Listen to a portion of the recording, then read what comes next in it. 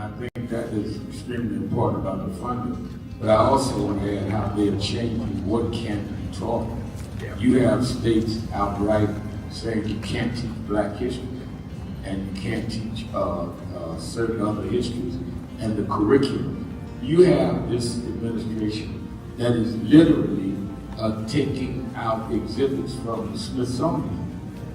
So we have not only an education problem in terms of resources, we have an education problem in terms of curriculum and what people are being taught. So I have one grandchild, 6-year-old. When he gets to high school, it may be just against the law for him to learn about certain parts of American history, which includes Blacks. We want to talk about slavery. It's Monday, Well, what is that? August 24th. Do you know what time it is? It's Al Sharpton's time. And for the next 3 hours, it's time to put aside all pretenses, deception, denial, or fronting. The time has come to keep it real on Keeping It Real with Reverend Al Sharpton. A very good afternoon to you all across the country. Good morning to our West Coast listeners, and welcome to those listening on Sirius XM. Channel 126, The Urban View, where talk empowers and becomes action.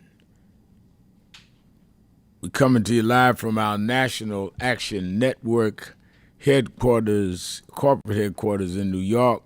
For the next 3 hours is Hot Button Monday. Hot Button Monday is whatever is on your mind, whatever's in your heart. All you have to do is call us at 1-877-532-5797. 1-877-532-5797. There may have been issues, concerns, policies, or situations that you observed or thought about over the weekend and just said, I wish I could express myself. Well, you can let it out now, and let the nation hear you. People all over the country, every state and region of the country is on this radio show.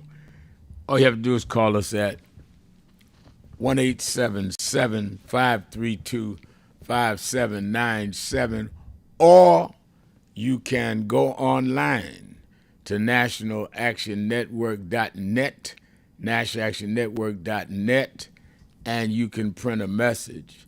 Bruce Turner's already on saying, good day, Reverend, and message board, it's Hot Button Monday, and I'm ready for Friday. Ready for Friday means he's ready for the march. I was in Washington over the weekend, and people are fired up right there. I preached yesterday at Howard University, and a lot of the students said, we're marching, and I think that I love it, and I'm glad to hear you say it as well. I think that it is important that we, as we look at what's going on around the country and the world, as we deal with the whole question of Hot Button Monday. First, we see that President Trump has come out and got into a trade war with Canada. Now, not only does it not make economic sense, it does not make political sense, because now his party has got to run in these midterm elections with prices heightening up. He already has gas prices up. Iran has said no deal on that. You can't use the Strait of Hormuz. Now he's going to pick a fight with his northern neighbors on trade. And the Besant is coming out. Here's a cabinet member, Secretary of Treasury, saying, well, we're putting in some strong economic sanctions on Iran. But how many times is Iran going to show you their people are used to these kinds of things and are going to stick with them? That is not going to break them. It hasn't in the past. And how long is it going to take for you to admit you had no business going in there without a plan? You thought because, and this is my opinion, this is my conclusion observing everything. I have no inside information on this. But you thought, in my opinion, you was going to run in there and they were just going to take a knee, and they didn't. And I'm not saying they should be in any way extolled. I'm not a supporter of Iranian government, which is not fair to the Iranian people. But I'm talking about you should be fair to the American people. So we have that. We have the political climate heating up. Over the weekend, we had a hearing from El Said in Michigan and Miss Nixon in Florida, and people are getting ready for these midterm elections. And who knows who gonna win? I tell you who gonna win. Who gets their supporters out to vote. Turnout is going to decide the results. Turnout. And I think that is what is going to be critical. I am outraged. I covered it last night on Politics Nation of the now days power outage in Gary, Indiana. Gary, Indiana is suffered a power outage. They came back with some, but thousands of people still without electricity for days. And people talk about, well, can't they put their stuff on ice? If there is no power, how do you make ice? You must work in this administration because you can't think things through. City, 70 some odd percent black. I had the mayor on over the weekend. I'm very disturbed about that. So there's a lot to talk about. I see also that the ex-deputy Sean Grayson, who was convicted of killing in Lower Illinois, Sonia Massey, and many of you remember I was involved in that case along with Reverend Marshall Hatch and Ira Ackery, and we successfully got the prosecution and incarceration, and that man died, has passed. And I don't say that with any gloat. I do not dance anyone's grave. I pray for their family as I would hope somebody would do for mine. So it's a lot to talk about, and I'm going to take all of your calls. I think it's important also that you listen as well as you talk. A lot of people don't even hear or listen when they talking because they say stuff that don't make sense. And when I question, I said, wait a minute, you're saying this, and you could tell they hadn't thought it through.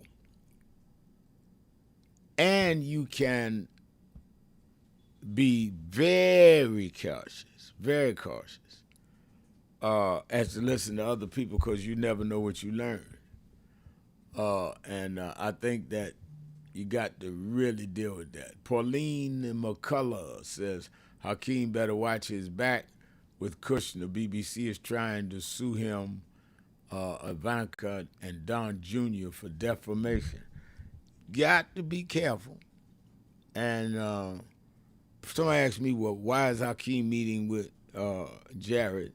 I said, they've met before. Hakeem is the minority leader of the House of Representatives. And I think, before I get out of my mouth, Bruce Turner says Hakeem knows he's dealing with a snake. You can't have double standards. And Bruce is right. If Mondani can meet twice with President Trump, Hakeem couldn't meet with Jared Kushner. So when it's us, it's a suspicion, it's a sellout. But any progressive can meet with who they want, including Trump taking pictures of them standing up next to the Resolute desk smiling. That's all right. But we supposed to be so weak and dumb. If we meet with anybody, they taking advantage of us? No, come on. Let's be serious. I heard no backlash when Mondani met with Trump. None. Twice. Talks on the phone. And he should. He's the mayor of New York. He got to do business. He got to force Trump to say no. Nobody thinks that Mondani is selling out to Trump. So give the same respect to Hakeem. Let's take a break. Be right back. Keeping it real. Sharpton. Hot Button Monday. 1-877-532-5797. Be right back.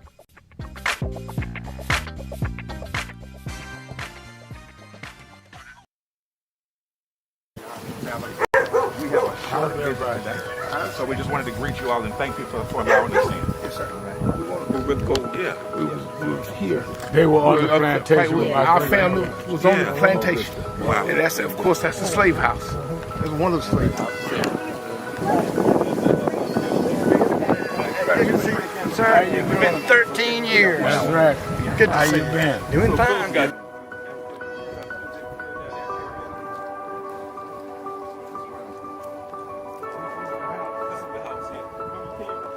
Last time, and we Alexander Sharpton.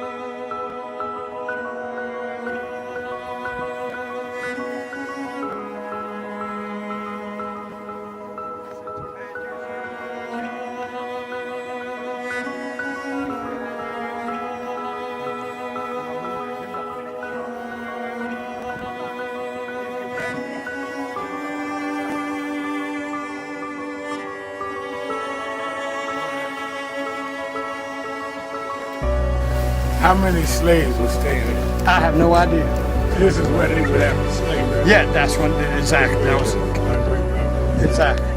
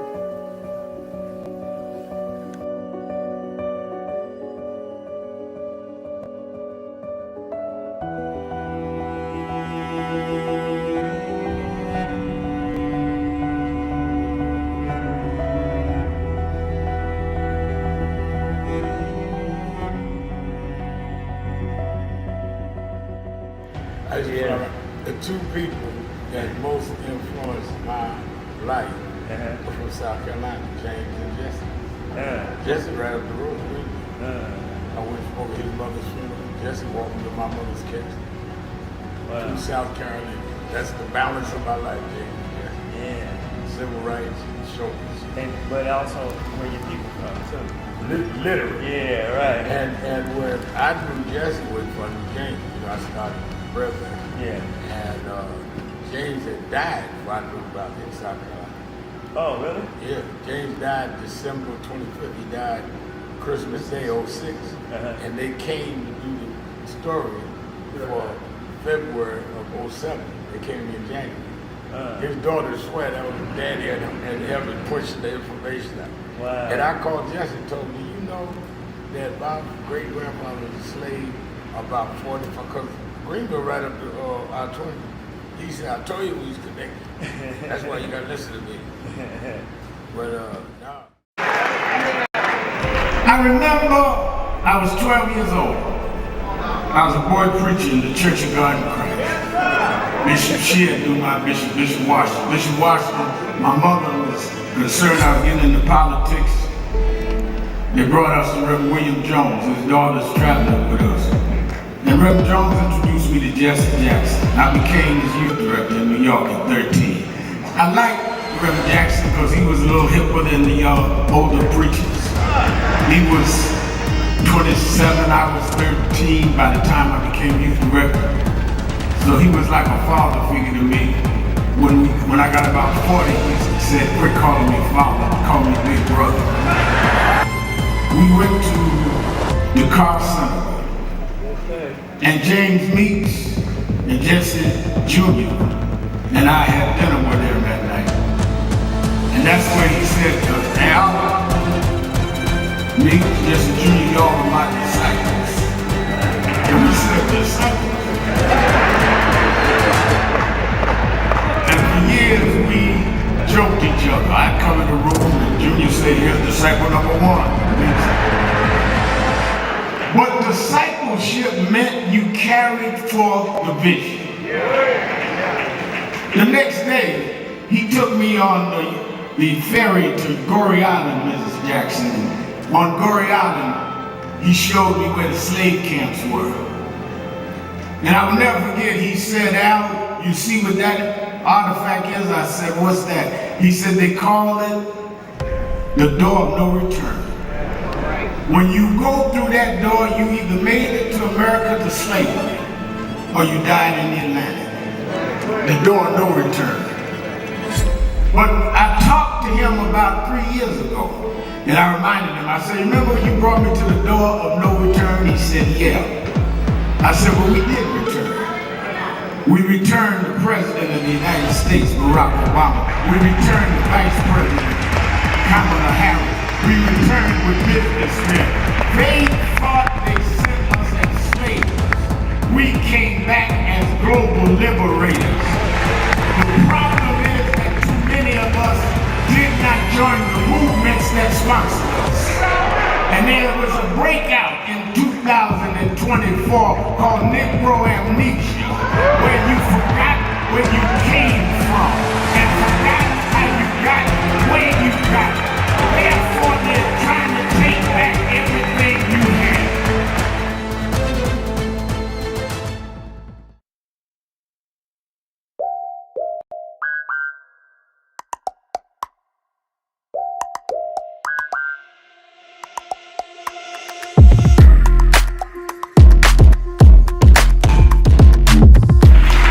Is a house of justice.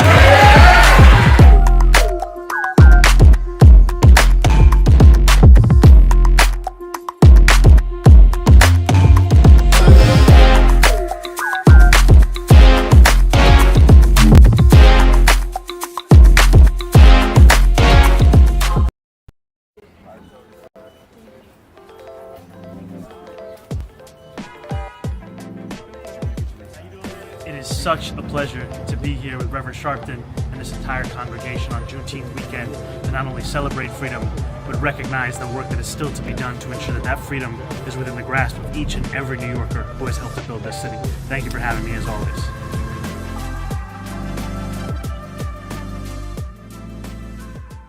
So we are fighting. That's why I said to deal with this DEI situation. You must be disciplined and do study, because unless you do structural change, we'll keep coming right back to this over and over again. I spoke Wednesday night at Yale University, and I told them students, some of those brightest students in the country, Yale, Harvard, I spoke at Yale, and told them there is a structural problem, which is why Trump and Vance and President Elon Musk, they can come in and put us backward because the structure was never corrected. They walk in the door and say NDI, because structurally they can make that stand. We've got to break the corporate world from doing it and then straighten out the structure of how this country is. Why we ought to be sending people to Congress is not sending them to Congress because they had the robocalls call your house, but they're committed to the structural change of this country. What Trump is successful on is playing on a weak structure, so he can make it go either way. It should not be so unclear that you can play the game either set away. It must be firm that you got to repair the damage done to the children of the slave and straighten out the structure that we are not 3/5 human. We are full human beings that built this country and never got paid. That's what reparations is.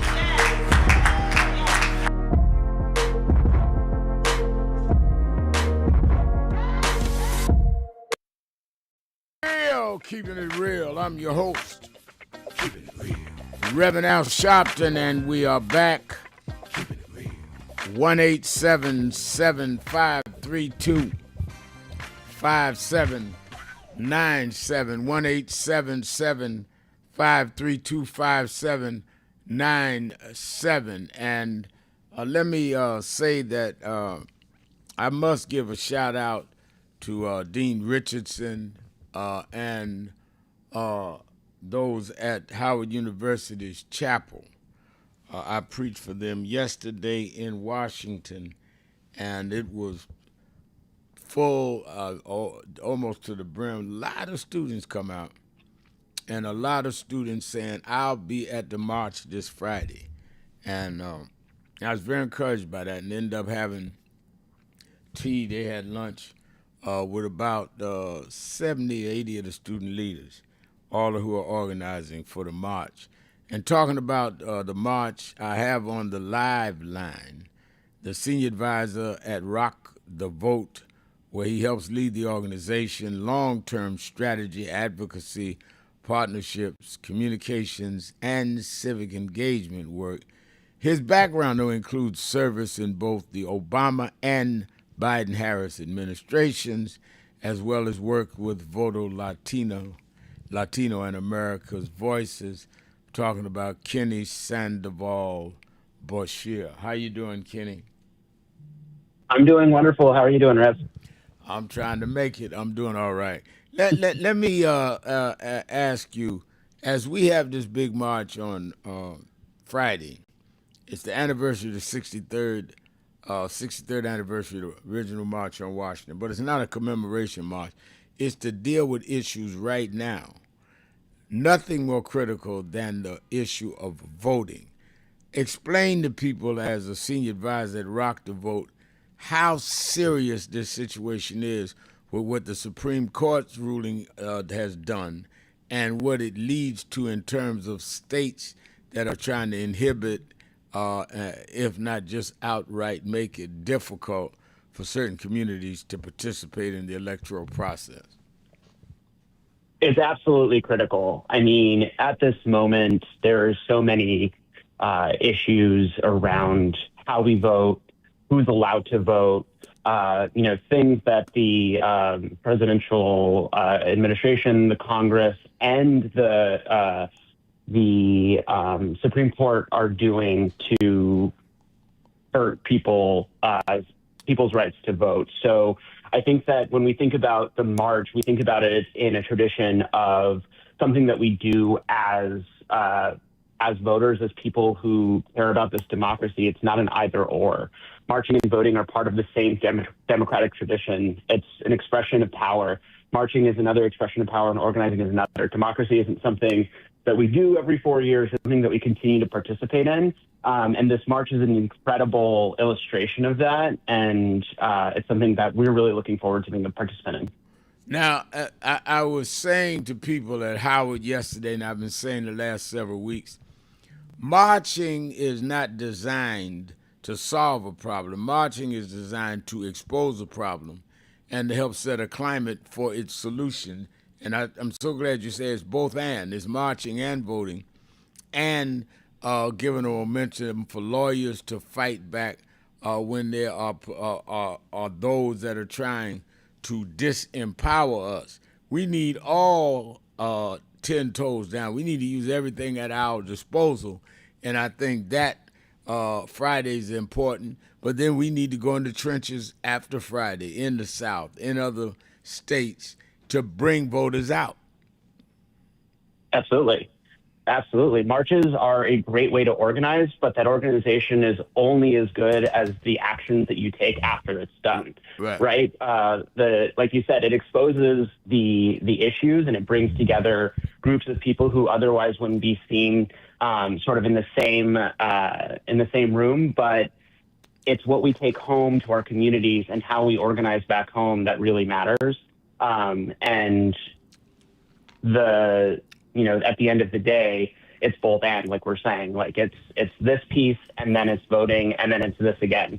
It's holding people accountable, holding our elected officials accountable, and ensuring that we're not, honoring the 1963 march by simply remembering it, right? History doesn't just happen in textbooks.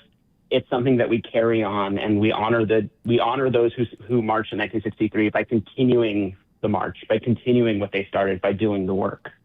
Well, how bringing your experiences from working within the Obama and Biden-Harris administration, so you've been inside of government, how important is it for people outside that march and organize to understand that it does make an impact in the White House and in the legislative halls when they look out and see thousands of people gathering, that it really it gives a message around the building that a memo does not generate?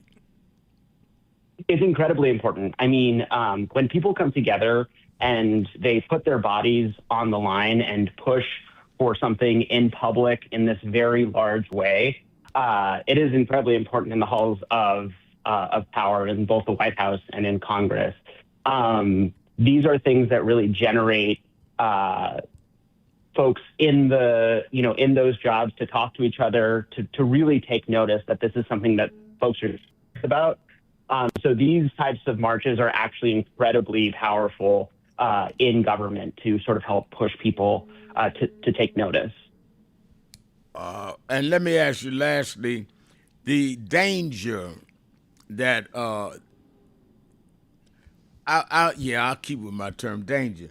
What the voting rights decision allowing redistricting that the Supreme Court just made, explain how that is a danger to the whole democratic process, not just blacks and people of color, but how the whole process is perverted by playing with these district lines.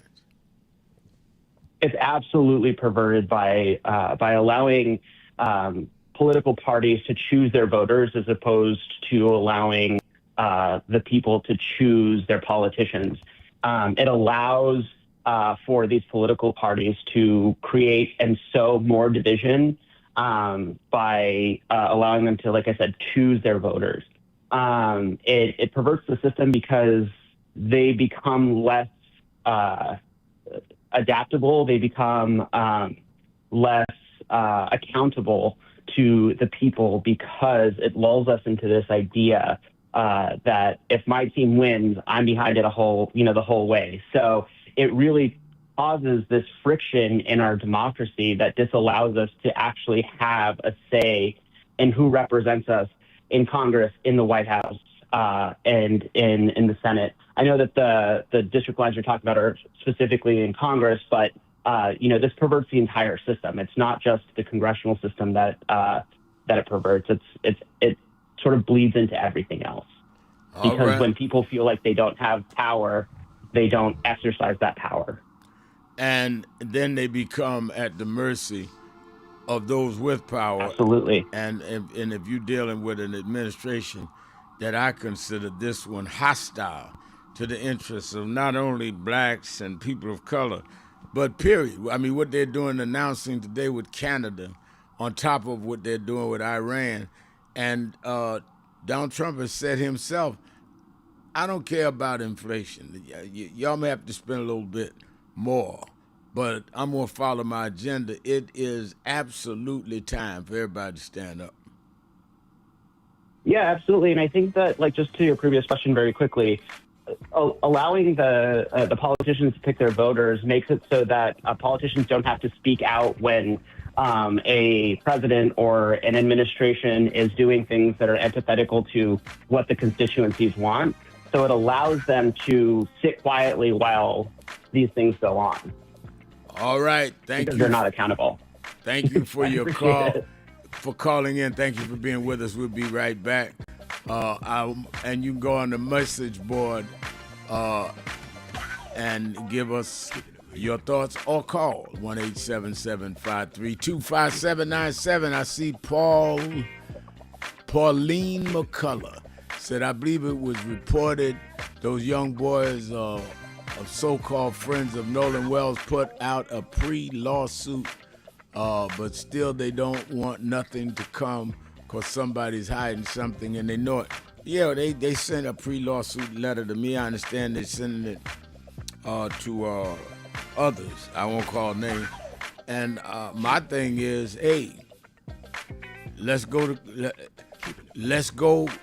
in court. If you sue, I have the right to put the plaintiffs on the witness stand. So if the DA in Mississippi won't give us a trial, they may be setting themselves up for a trial. So I have no problem with everything I said. I've raised questions.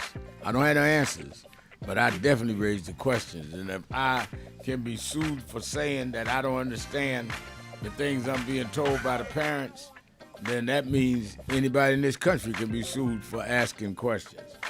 But let's go. Let's take a break. Be right back. Keeping it real. 1-877-532-5797. Be right back. Do you owe back taxes or have unfiled tax returns? The IRS. It is really a intersection of both emotions, because when I was 11 or 12 years old, so I watched the news a lot and I became enthralled with the image of Adam Clayton Powell. I was around 11 and I convinced my mother to let me come up to this church to see Adam Clayton Powell. And in those days, people in Brooklyn used to say it's dangerous to go to Harlem. And folk in Harlem used to say it's dangerous to go to Brooklyn. Now, to 135th Street, and I came, sat right back there. And Adam Clayton Powell walked down this platform. And I remember after the church, in those days, Johnson, the pastor's study was right inside with the plexiglass. And I knocked on the door and I told the secretary I wanted to meet Reverend Powell. She looked down this little 11-year-old boy. She said, really? She said, who should I say? I said, Reverend Al Sharpton. That power means dignity. Means we're gonna walk side by side with you, or through you. We're gonna be with dignity and integrity. We don't want any more than you have, and we're not gonna accept any less than you have. That's my thought.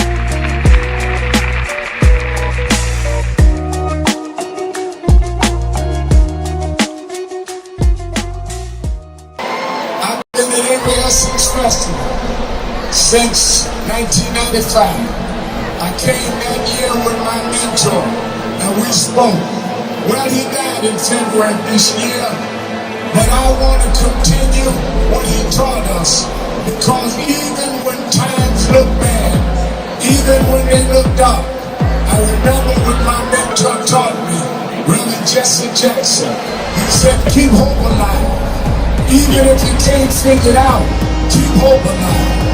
Even if it doesn't look like you can make it, keep hope alive. In memory of Jesse Jackson, say that with me tonight. Let him know on July 4th from New Orleans, keep hope alive. Keep hope alive. Keep hope alive. Keep hope alive. Keep hope alive. Keep hope alive.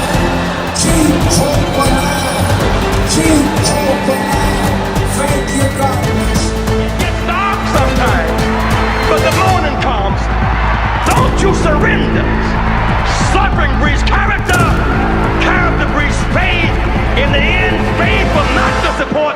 You must not surrender. You may or may not get there, but just know that you're qualified and you hold on and hold out. We must never surrender. America will get better and better. Keep hope alive. Keep hope alive. Keep hope alive. On tomorrow night and beyond. Keep hope alive. I love you very much. I love you very much.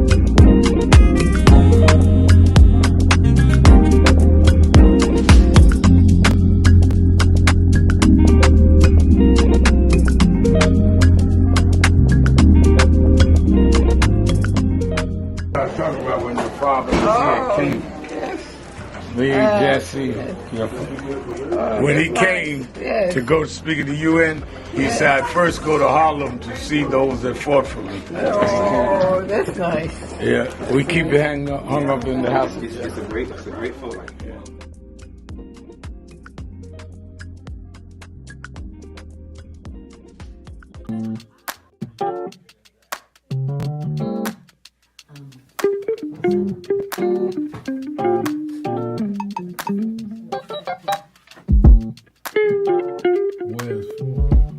I see I'm in today's New York Times word puzzle, and they're asking what is Al Sharpton's title for short. It's Rev. I didn't know everybody knew that. But the people in the New York Times, they should call me Rev. They should call me Rev. Keeping it real. I'm your host, Reverend Al Sharpton. It's Hot Button Monday. Let me say by way of announcements, don't forget every Saturday and Sunday to watch Politics Nation with Al Sharpton. You better know if there is an issue of importance, I'm going to have it on the show. And I'm going to have the people involved on the show. This weekend alone, I had on Abdul El Saeed and asked him about relationship with the black community, how he was trying to build it. Asked him about some of the attacks that has come his way since winning the primary for senator in Michigan. I had on Miss Nixon, who won and surprisingly won the nomination for Senate in Florida. Had the mayor of Gary on to talk about how can we deal with all the power shortages in Gary. On and on and on. Every weekend, I do my very best to get the people that are in the thick of things, not waste your time with a lot of analysis. So make sure you watch it. This weekend is going to be special because it is my 15th anniversary. August 29th, 2011 was the first day I hosted on MSNBC at that time, Politics Nation. 15 years later, we're still there, going strong. We'll have a lot of people on this weekend. And, of course, the march is happening Friday. We'll have highlights of the march and some of the people that helped lead the march. So make sure you tune in, Politics Nation. And then Saturday, the Saturday Action Rally. Somebody asked me Saturday, Reverend, the march is Friday. You be here Saturday? I said, the march will be over 3 or 4 o'clock. You got all night to get back to New York or wherever you're coming from. I will definitely be at the rally next Saturday. And it will be dealing with my anniversary at the rally as well as on Politics Nation. So it's a highlight weekend next weekend. Meet me or beat me to the Saturday Action Rally. And you that are going on one of the buses, I think we got about 20 buses just from House of Justice. We'll get you back in time so you can have your dinner, your supper, or whatever you do, and get up and make the rally at the national headquarters, 6 Hancock Place, which is really 124th and Morningside. And, of course, you that are not in New York can watch it live on Impact Television or nationalactionnetwork.net or the YouTube/NAN, or you can watch it on AME Zion Network. You that need directions where to go at the march, you driving, you flying, you want to see if anybody gave up a seat in your town that you can go now, call 1-877-626-4665, 1-877-626-4651, 1-877-626-4651. And I see you, Rome. Rome says Charlotte, North Carolina is listening. All right, I love it. Thank you for listening, Rome. Is that Rome or Romeo? Okay. All right, let's go to the phones. Let me start off with my extraordinary activist extraordinaire in Chicago, Illinois, Sister Pam. Pam, you're keeping it real with Al Sharpton. Thank you, Reverend Sharpton. How are you, and how is the family? I'm fine. The family's fine. Everybody's fine. Good, good. Reverend Sharpton, a lot of important issues come up, and I know you have a lot of callers, so I'm just going to hit, I think, just 2 points really quickly. First, with the Nolan Wells family, yes. I just want to make sure that we are still supporting them and that they have a right to know what happened to their son. Right. I mean, we have black bodies hanging from trees, accidental drownings from people who, are very familiar with how to swim, and none of these is coincidental. So she has every right to pursue it. I hope she does. And the behavior of those young men still doesn't explain their behavior after Nolan was missing and the phone. So I'm glad you're staying on top of it, and we're praying for the Wells family. And they need to know that. Right. And then, Reverend Sharpton, related to protests, one of the things that protests do, they bring about unity, but they also let you know that you're not isolated in how you feel about a particular issue. Right. And it gives you a form of activism where, in case you can't do anything else right at the moment, That's an immediate thing you can do. Make phone calls, call your congressman, and then protest. And then what happens at the protest and thereafter. So I think those things are important. And so as we come upon voting, Reverend Sharpton, if voter suppression is full force, I'm saying we put pressure on these financial institutions. I'm still right there. Tell them if, oppression like this is going to persist, then we're going to have to withdraw our money. And I know that's a difficult task, but I just hope Reverend Sharpton is on the table. And lastly, regarding Hakeem Jeffries, Reverend Sharpton, he is, leader Hakeem Jeffries. I did have a problem with Mandani meeting with President Trump, the rapist, the adjudicated rapist. I had a problem with that. So that I did voice. But let me just say specifically to Hakeem Jeffries, I think, let me say, this goes on my list that it's not a good look. Right, okay. I'm just going to say that, it's really not a good look. And we need for him to understand that and hear that from us. And I'm a supporter. Right. So it's not a good look. And remember who you're meeting with. Kushner took money from, who is it, MSB or the head of one of the Arab countries, who killed $2 billion. a reporter. $2 billion. Yes. And also he killed a reporter. Yeah. So Khashoggi, I believe, is the name, and I hope I'm pronouncing that correctly. So I'm just asking Hakeem Jeffries, leader Hakeem Jeffries, to be mindful of that. And then lastly, Reverend Sharpton, when we talk about AIPAC money and those who are supporting AIPAC money, because I've heard the response where, I can accept money from, people or donations. Okay, if that is indeed the case, then, Reverend Sharpton, we just need to be real clear that you're not going to rule in favor of everything that AIPAC does or Israel does, even if it's wrong. Right. And push back, Reverend Sharpton, and let me know. That's what we're asking for those who accept money. I'd rather not they do it because, when people donate money, they want something in return. What is it that AIPAC is asking in return? And does that harm the citizens here?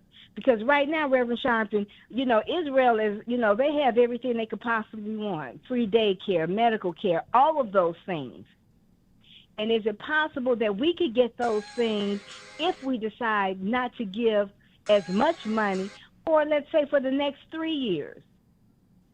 Can we just, cease giving money so we can redirect that money back into the U.S. economy and help, American citizens? I mean, there has to be some options and honest talk about what AIPAC is doing and how they've attacked others. And I'm down for Sister Angie Nixon. I thought it was really sad the way Gayle King interviewed her, as well as Kristen Welken. I did not see the interview with Gayle or the Kristen Welker. But I had her on my show last night. And I appreciate and I think she did. She answered every question I asked. Came right straightforward. Didn't ask me not to ask nothing. Sometimes people come on your show and try to in advance. Well, what's he gonna ask me? I don't want to get into this, and I don't ever do that. My staff there, Politics Nation, said no, we can't tell you. He won't get into that. One, because he doesn't play that, and two, because we don't know what he's gonna ask you. I ask what I want. Nobody tells me what to ask or not ask. So you need to go to somebody else's show. Absolutely. I'm going to be there with, like I said, Saturday I've been on 15 years. I've been there more longer than most politicians been in office. So I'm not going to be directed. But thank you for kicking us off, Sister Pam from Chicago. Be right back. Keep it real. Sharpton. Be right back. Breaking news.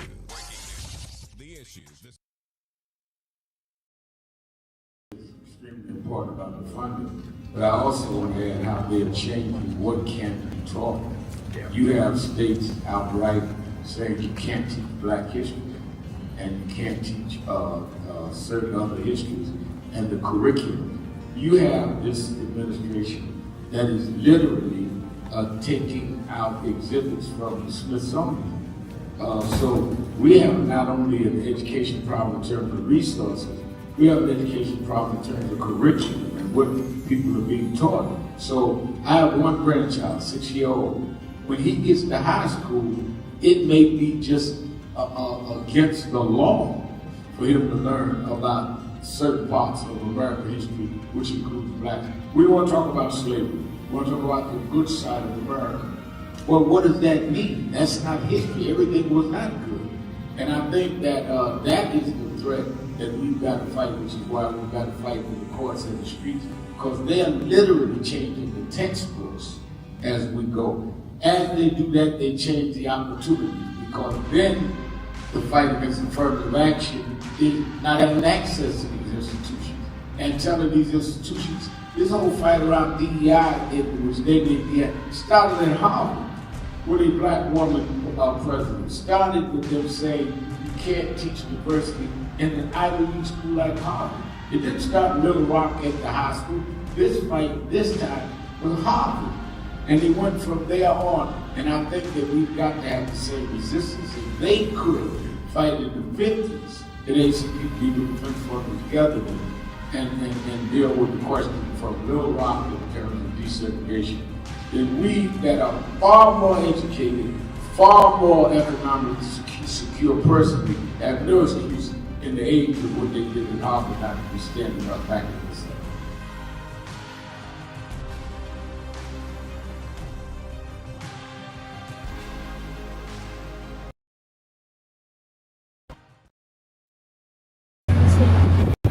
Centering itself, the millions to billions, give a sense of value. Our history is worthless. We're not a worthless people. We're not a people that are just some ghetto drugs. You know, sometimes in places that we were destined. And this shows us who we are.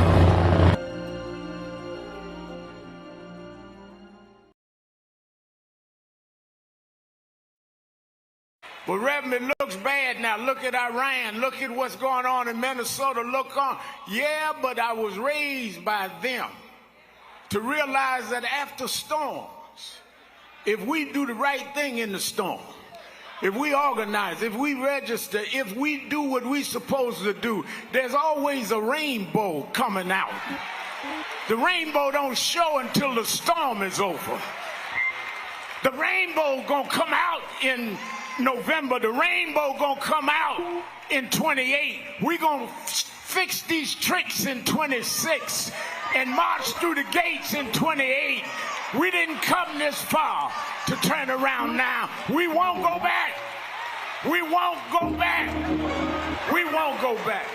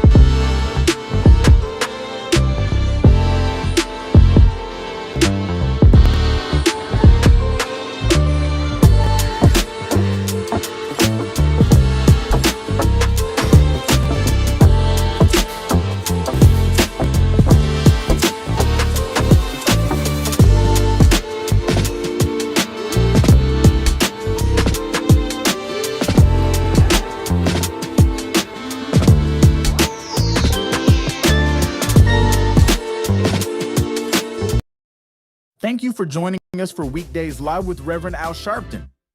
Take the time to share this broadcast right now. Tell your friends it's time to keep it real with Reverend Al. Comment your questions now in the chat or call Reverend Al Sharpton directly on air at 877-532-5797. Now stay tuned for Reverend Al. This is Reverend Al Sharpton. As you watch the broadcast, support National Action Network. Go to www.nationalactionnetwork.net and be involved. You can join Take your membership right online, www.nationalactionnetwork.net. Getting ready to start the program, but we need you to be part of the movement.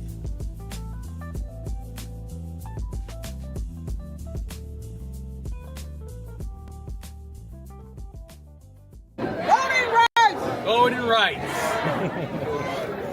Everyone look here. Say it again, Ms. Pearl. Voting rights. Voting rights. One more time, Ms. Pearl. Voting rights. There we go. Voting rights. Voting rights. Voting rights. Voting rights. Voting rights. When do we want it? Now. When do we need it? Now. Yesterday. What do we want? Voting rights. When do we need it? Now. What do we want? Voting rights. When do we need it? Now. Where in history is this? He said we always go one step forward and two backward. Well, here we are now. The problem is not Trump. The problem is us. We are allowing ourselves to be lowered and our children to feel inferior because you don't have an I am somebody person. You got our artists calling our women bees. Our others calling us niggas. What happened to us? What happened to black and proud? What happened? I'm gonna vote. What happened? Ain't gonna let nobody turn me around. What happened to us? I thank God I was blessed to have both in my life. Both historic, strong figures. But if I misused them and listened to not only figures that are not as historic as them, but figures that had nothing to do with the calling and purpose of my life, I would live confused. I'd be double-minded. I'm clear. And what I want you to do is be clear. Clear on who you are and why you are.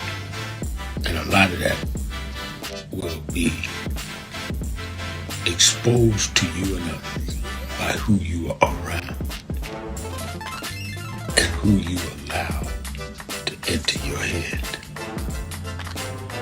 Keep people at a distance that only have a distant and unclear vision of who you are and who you are supposed to be. They could be your blood relatives, but they could not be the ones that accompany you toward what you ought to be about tonight. Everybody good to you ain't good for you. Everybody that makes you laugh sometimes end up making you a joke.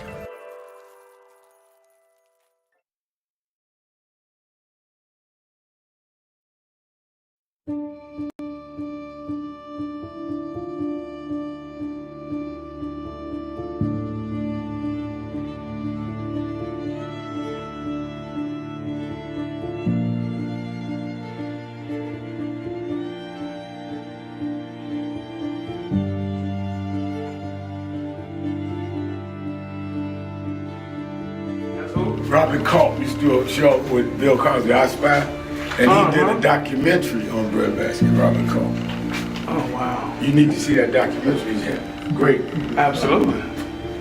I lived this. I didn't read this. I lived it. I was there. You true to this? I'm true to this. Not new to this. I ain't new to this. Vote to Tom Troy. He was, Jack O'Dell was one of the guys that Kennedy warned Dr. King about. Say he was a communist. Okay, wow. Jack O'Dell and Stanley Levinson. And Reverend brought him in. Nobody else in the movement would deal with Jack. Reverend brought him in. Oh, yeah. Sure. Just her. Just her. But there's stories behind all of it. It didn't just happen. I am your host, Reverend Al Sharpton, and we're back. 1-877-532-5797, 1-877-532-5797. This Hot Button Monday, whatever's on your mind, whatever's in your heart. Another thing that was interesting to me, pleasantly surprised, when I preached at Howard yesterday, Howard University, that the amount of students that said to me, as I said, I had tea. They had lunch. I don't eat one meal a day, but they had lunch. I'd had tea with 70 of the student leaders, but there were a couple thousand people. Chapel was just about packed, and the amount of people that say they listen to this show, and I know the ratings are very high on Politics Nation, but a lot of people listen to Keeping It Real. I was very happy to hear that. I'm talking about young people, and very, very happy to hear that. When I said to one young lady, because I stood at the back of the auditorium and shook hands with everybody that came out, and I said to her, I'm surprised you listen to talk radio. No, I get it on XM. Young people may have different vehicles, but we are live on all of that, so that's a good thing. And like I said, overwhelmingly people coming to the march this Friday. We're joined as we are every Monday to kick off the week, get our head right, our focus fine-tuned. The Democratic strategist and founder and CEO of Blueprint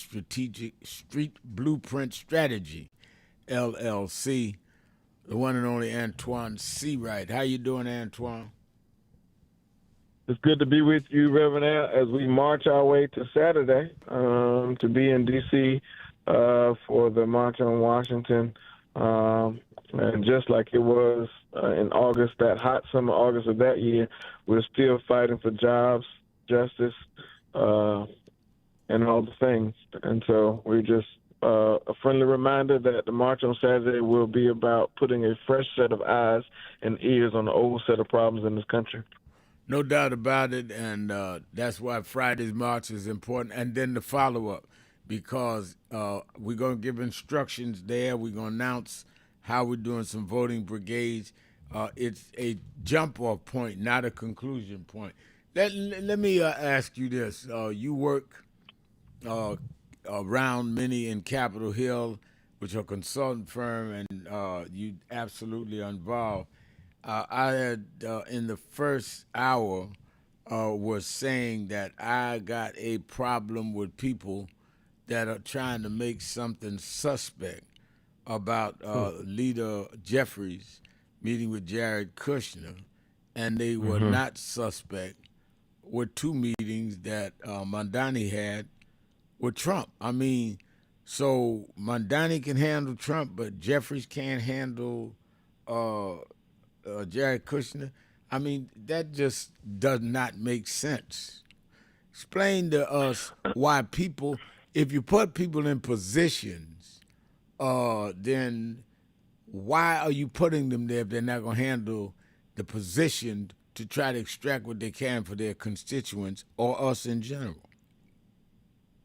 Well, Rev, I couldn't wait to have this conversation with you because the white progressives online seem to be fluent in privilege. It's okay for Mandani to meet with Trump where they did not have a pre-existing relationship. It's okay for AOC to work with Republicans in the Congress and sit by them and kiki and caca with them on camera.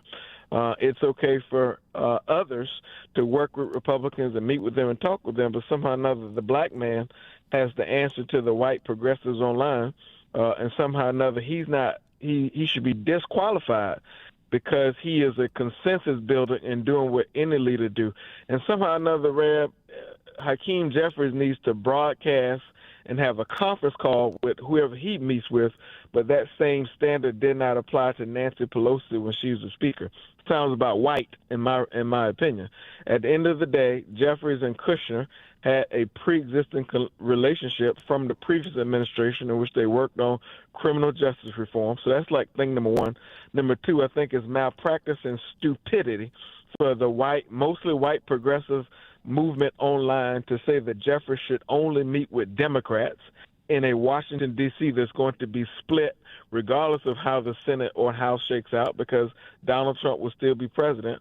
And for the irresponsible reporting and reporters who say that that Kushner is not a an elected official or a member of the administration is the most stupidest thing I've ever heard when everybody knows the outsized role that he plays in this administration on many regards.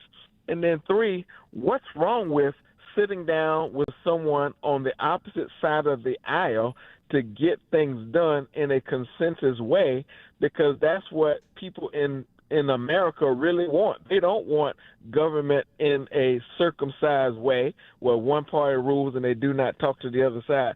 That's why they're dysfunctional in Washington. And finally, Rev, as I said to one former MSNBC host who seems to be showing his racism by the tweet online every single day, Hakeem Jeffries can meet with the hell whoever the hell he wants to. It's not anybody else concerned who he meets with. His job is to make certain that he delivers 218 people in the majority in November, and to make sure we deliver the promises that he said that Democrats will do in the House of Representatives. However we do that, it's up to him. And so this fake selective online outrage is just a distraction, and quite frankly, it's exactly what the Republicans want. Why don't next time you tell me how you really feel? Let's go to the phones, and it is Hot Button Monday. Let me go I got a double blessing. We started with Pam and backed up by my dear friend in Chicago, the beloved Miss Eunice. Miss Eunice, you're keeping it real with Sharpton and C-Rap. Hello, Reverend, and hello to you, Antoine. You know, Reverend, I lose more respect for Tim Scott every day. How far will he go to laugh for Trump? And I applaud Senator Warnock and also of Georgia. They tell the truth about Trump. And how is it that Hegseth's wife is allowed to sit in on these sensitive meetings? Can either one of you answer that for me? And thank you for taking my call. Thank you. Good to hear your voice. You know, it is interesting to me, Antoine, and you work the Hill a lot, that both Hegseth's wife and this aide to Donald Trump, who they avoided for a year getting a security clearance, are allowed to sit up in very sensitive meetings, and the Republican and mega crowd that's supposed to be patriotic don't have any problem with that. And I mean, I'm not even getting into whatever rumors about Trump and the woman that, you know, I'm not getting into that, or rumors about what kind of situation Hegseth's wife had when he was an alcoholic and all that. I'm not trying to get into those character assassinations. I'm talking about the function of government, how you have people without clearance sitting up in sensitive meetings. Well, Reb, the double standard and hypocrisy is, quite frankly, par for the course when it comes to this administration. You talk about the security clearances.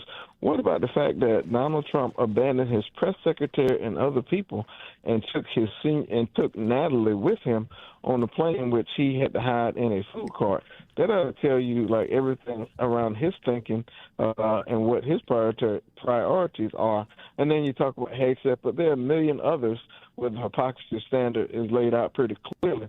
But I tell you what, for my Democratic friends and elected officials, now that we know the standard and they feel like it's okay to do this, there should be no question about how we should conduct ourselves going forward on many of these things, because if we don't, then the public is going to be even more outraged if we don't govern ourselves accordingly, since they've now laid a foundation about how government can run and should run according to them.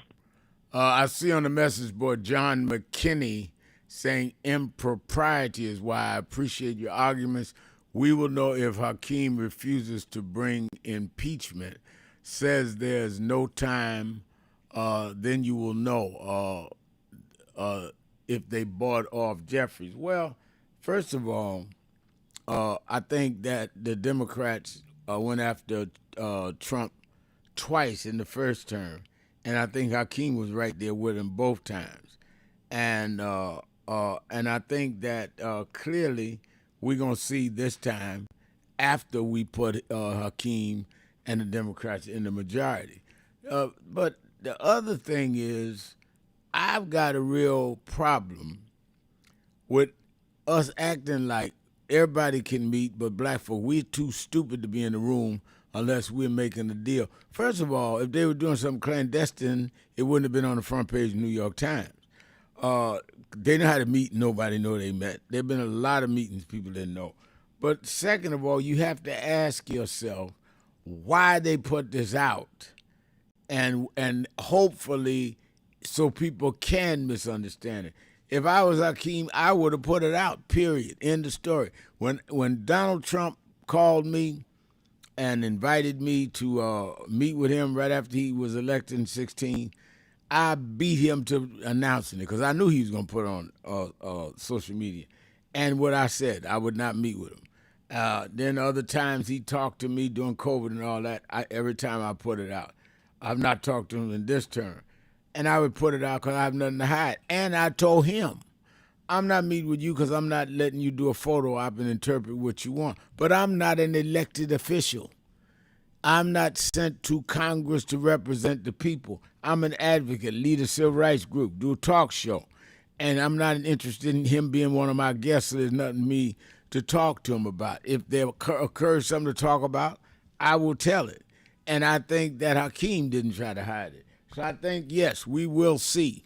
And we will see as hopefully the Democrats take the House and he's the Speaker. And I think that Antoine was said it right. They didn't put that on Nancy Pelosi. She met with everybody. And Rev, can I say one thing? Can we just be careful about using language about a black man being bought and paid for? Right. We're not slaves. Right. We have to be careful about the language used. Nobody's a slave. Jeffrey's not a slave. He is the first African-American leader of any caucus and will likely be the first speaker of the House of Representatives. Nobody's bought and paid for. That's like number one. Number two, when Nancy Pelosi met with Donald Trump, and she did on multiple times when she was the leader and the speaker, it did not mean she did not go forward with impeachment. And what Jeffries has been clear about, just because you have a meeting don't mean that the raw facts go away, that this corrupt administration, including Jared Kushner, is going to be held accountable by the Oversight Committee and the Judiciary Committee, any other committee in the United States Congress. So I think it's silly for anyone to say that he cannot have a meeting when we're going to have a debt ceiling fight coming up, when we're going to have to pass legislation that may get through the House but may get bogged down in the Senate, or it's going to have to eventually get to the White House. I mean, there are many things that Jeffries is going to have to work across the aisle to do because Donald Trump is still going to be president. If we win the House and the Senate, Trump is still going to be the president. If we win the House and don't win the Senate, that means Republicans will have the Senate and the presidency. There's no way you cannot work with Republicans in that scenario to get things done that everybody is screaming that needs to be done in Washington. All right, let's take a break. Be right back. Keeping it real. Sharpton. See right. Be right back. Breaking news. The issues, the stories.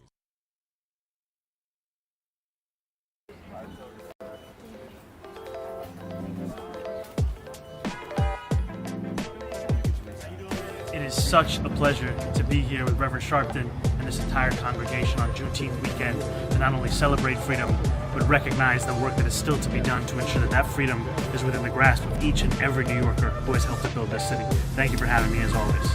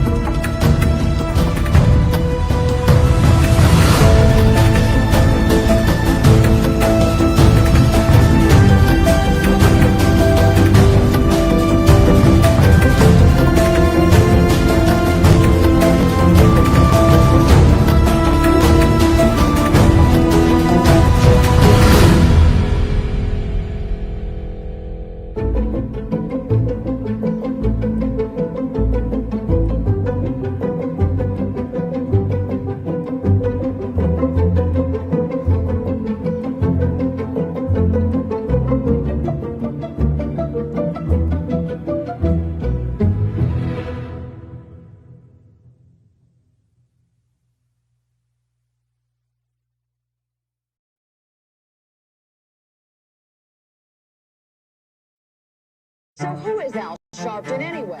Who is this 33-year-old preacher without a church? A number of black New Yorkers as well. He is little more than a pudgy exhibitionist who can be counted on to show up, bullhorn in hand, at every racial incident.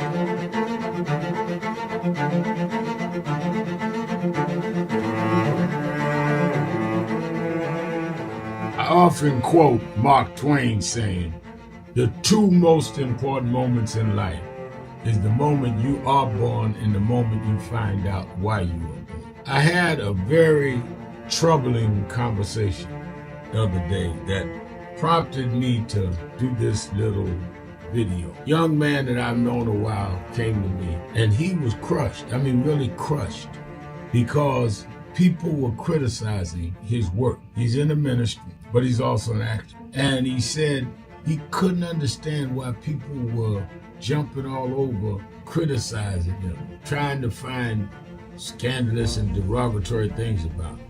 And I told him, I said, you know, you very young. You don't know the road I've traveled. They call me everything but a child of God. A blabbermouth, a loudmouth, too flamboyant, an agitator, a racist, I had to learn. Yeah, right. I was not defined by how others saw me. I was defined by how I saw myself and whether I was being true to myself. Some of you watching this don't like me. And it doesn't matter as long as I know what I'm doing and I like me for being real. So I'm doing this video to say to you, whoever you are and whatever you do, you may not be in ministry or social justice, none of this stuff, but don't live your life worried about opposition or people that don't like you. You can turn that around. Use me as an example. The same people that called me a scam artist, a con artist, a sellout, or racial hustler and all, I kept going. And the people I respected started respecting and publicly embracing my work.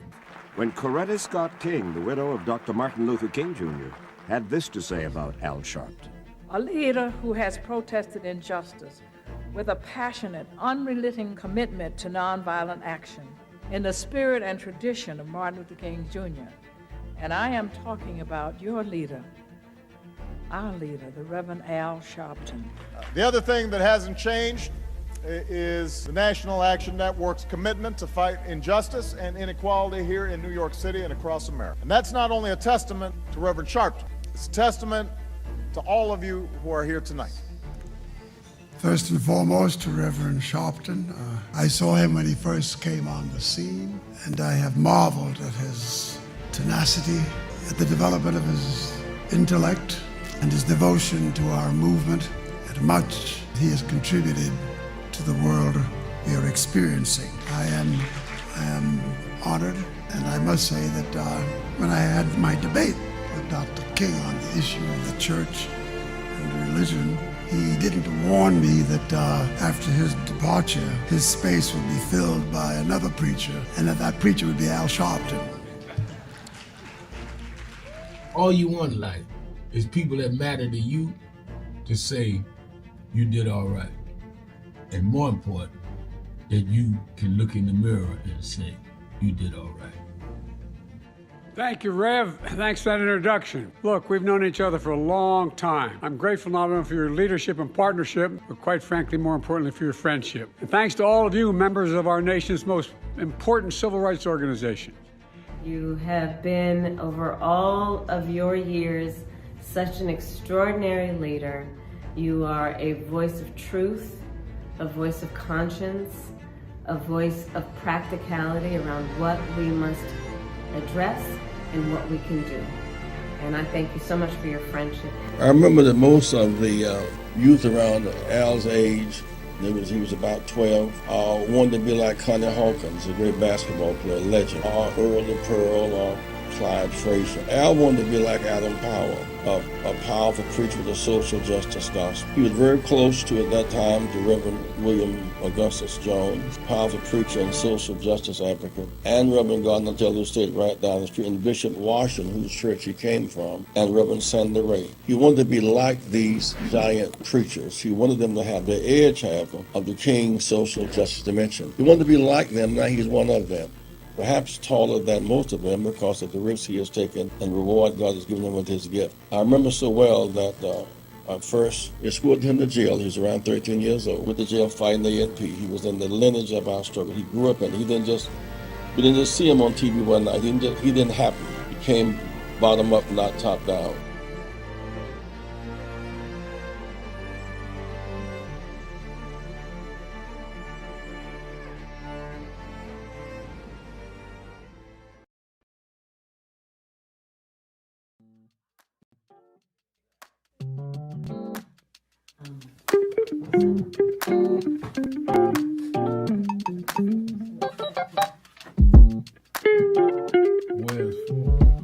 I see I'm in today's New York Times word puzzle, and they're asking what is Al Sharpton's title for short. It's Rev. I didn't know everybody knew that. But the people in the New York Times, they didn't call me Rev. They should call me Reverend. No.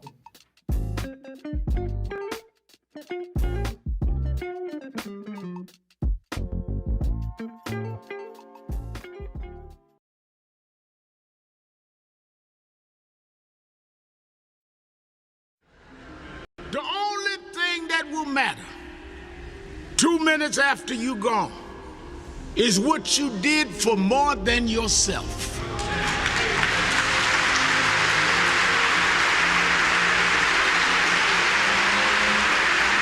Think about this. Think about if today is your last day. If this is your last service, what can they say about me? And if you're not satisfied with your own answer, you should leave here today working on yourself and building on what you need to build. I'm your host. Because God is here. He's available. Reverend Al Sharpton. James Brown had a lyric saying, I need to be the mayor so I could change some things around here. Well, I do know the mayor of Queensbridge houses, Rodney Jones. Mayor Jones, you're keeping it real with Al Sharpton.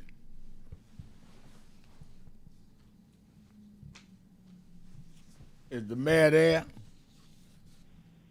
Good afternoon, my shepherd. How are you? I'm good. How you doing? I'm blessed. Anytime I get to speak to you. Every Saturday we have a segment called What's on Your Mind. Now, I spoke about Dory Miller. It was a New Year's Navy sailor who was the first black recipient of the Navy Cross and a nominee for the Medal of Honor. As a mess attendant, second class, aboard the battleship USS West Virginia, Miller helped carry wounded soldiers to safety during the attack on Pearl Harbor. He then operated an anti-craft gun, and despite no prior training in gunnery, officially shot down one plane, according to Navy Department records, but Miller and other eyewitnesses claimed a range of 4 to 6. Miller received the Navy Cross from Admiral Chester Nimitz on May 27, 1942.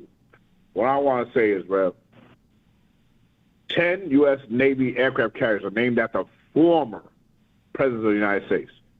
Ronald Reagan commissioned July 12, 2003, first carrier named after a living former president. USS Gerald Ford commissioned July 22nd, 2017. What is the rush with this dude?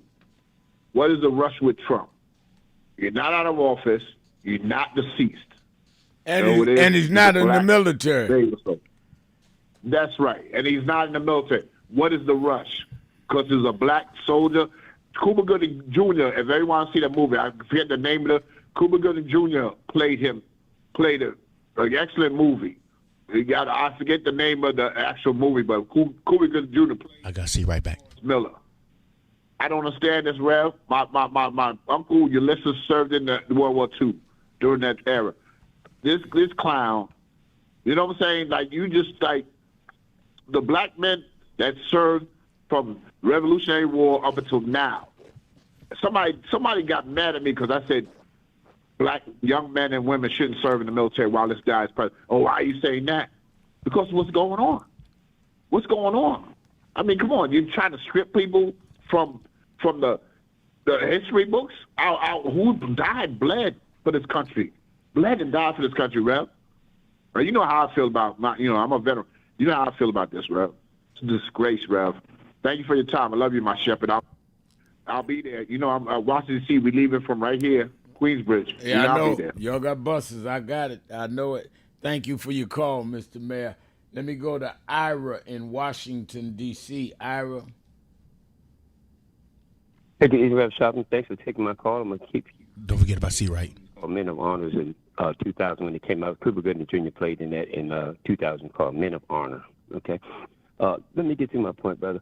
Okay, first thing, I'd like for everybody here's listening range, go and check out your public your hearings, your trial hearings, your court hearings when you have the Trump's administration on there. This young lady named Pramila Jayapal, she's a congresswoman, and Jasmine Crockett, as you know, they get on there and they ask these people questions. What they do is dance around and try to say, well, this is what it is. She gets to the point. So if you want to know something about what's going on with that administration, go check out the congressional hearings and stuff, and they'll give you a whole story. They sugarcoat and dance around everything to protect Trump. My second thing is this thing called the Clarity Act. It's a crypto bill that Donald Trump is trying to push into this thing. And what it boils down to, in my mind, he wants to get a Clarity Act on crypto bill because, as you know, his friends and all his people, they had already manufactured, got so much crypto coins and stuff hidden back in the bushes so that when they do allow a crypto bill, they're going to be the only ones holding the key to every kind of crypto that they think is going to be worth some money. So it's just a political thing for them to get a future head start on crypto. And my last thing, brother, this is it. It's kind of messed me up. I'm in Washington, D.C. They wasted a lot of money on the Freedom 250 with all these cars by flying the Air Force One flyover with all these jets. It was very costly. The Indy cars that they had were very expensive. They tore them up in practice. They tore up expensive cars in practice, and then they tore up the D.C. streets and welded manhole covers down so that they wouldn't fly when the cars hit them. And they tore up the cars in practice. So what makes you think they're going to do anything good? They just wasted people's money. I didn't go. A lot of people that non-color didn't go. So it was just a waste of our taxpayer dollars, sir. And I think it was really messed up for people to realize you're going to let them fly planes. You're not going to feed no people. You're not going to give you Medicaid, Medicare, and stuff like that. You better take a good look at everything. Thanks for taking my call, Brother Sharpton. All right, thank you for your call. And Antoine, I was in Washington yesterday to preach at Howard University, so there's a lot of people in town. And the hotel I stayed at the night before for the Grand Prix. And one guy said to me, Rev Al, we having the Grand Prix today. I said, well, congratulations. We're having the grand finale Friday at the March. And he kind of gritted his teeth. He didn't know what to say. But I think that Ira's right. There's all this money for spectacles. Trump loves spectacles. And I think that it's going to catch up with him.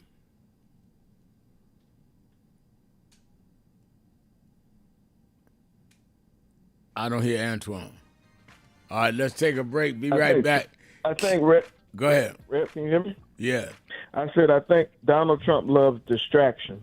And anything he can do to distract the news cycle and get the news cycle talking about anything other than this affordability crisis, this war of choice, this healthcare crisis, and everything else, and his corruption is a win for him. And that's what his goal is, to disrupt the news cycle every single day.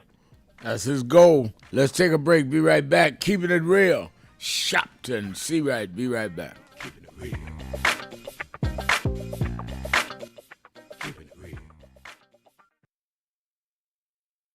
So we are fighting. That's why I said to deal with this DEI situation, you must be disciplined and do study. Because unless you do structural change, we'll keep coming right back to this over and over again. I spoke Wednesday night at Yale University, and I told them students, some of those brightest students in the country, Yale, Harvard, I spoke at Yale, and told them there is a structural problem, which is why Trump and Vance and President Elon Musk they can come in and put us backward because the structure was never corrected. They walk in the door and say NDI, because structurally they can make that stand. We've got to break the corporate world from doing it and then straighten out the structure of how this country is. Why we ought to be sending people to Congress is not sending them to Congress because they had the robocalls call your house, but they're committed to the structural change of this country. What Trump is successful on is playing on a weak structure, so he can make it go either way. It should not be so unclear that you can play the game either set away. It must be firm that you got to repair the damage done to the children of the slave and straighten out the structure that we are not 3/5 human. We are full human beings that built this country and never got paid. That's what reparations is.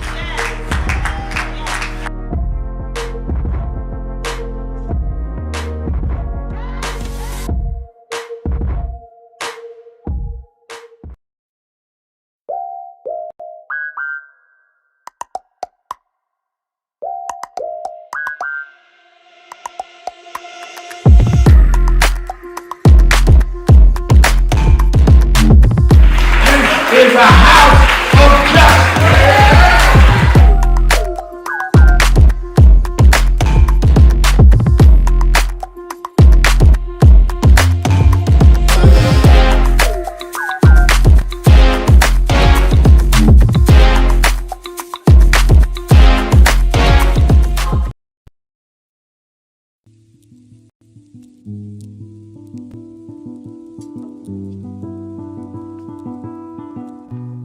I had a thought this morning that I want to share with you about mentorship. I am able to do a lot of what I do because I had great mentors, but there are correct ways and incorrect ways to mentor people, in my opinion. I was mentored as a boy preacher by Bishop F.D. Washington, one of the great Pentecostal preachers of his time. Then Reverend William Jones, who became my pastor after Bishop Washington died, who was unquestionably in the top 5 black church ministers, theologians. Reverend Jesse Jackson, who I started my activism under his leadership, he and Reverend Jones. And I learned politics directly as a youth director from Shirley Chisholm. So even though I didn't finish college, I had the most unique education in the world from being exposed to giants.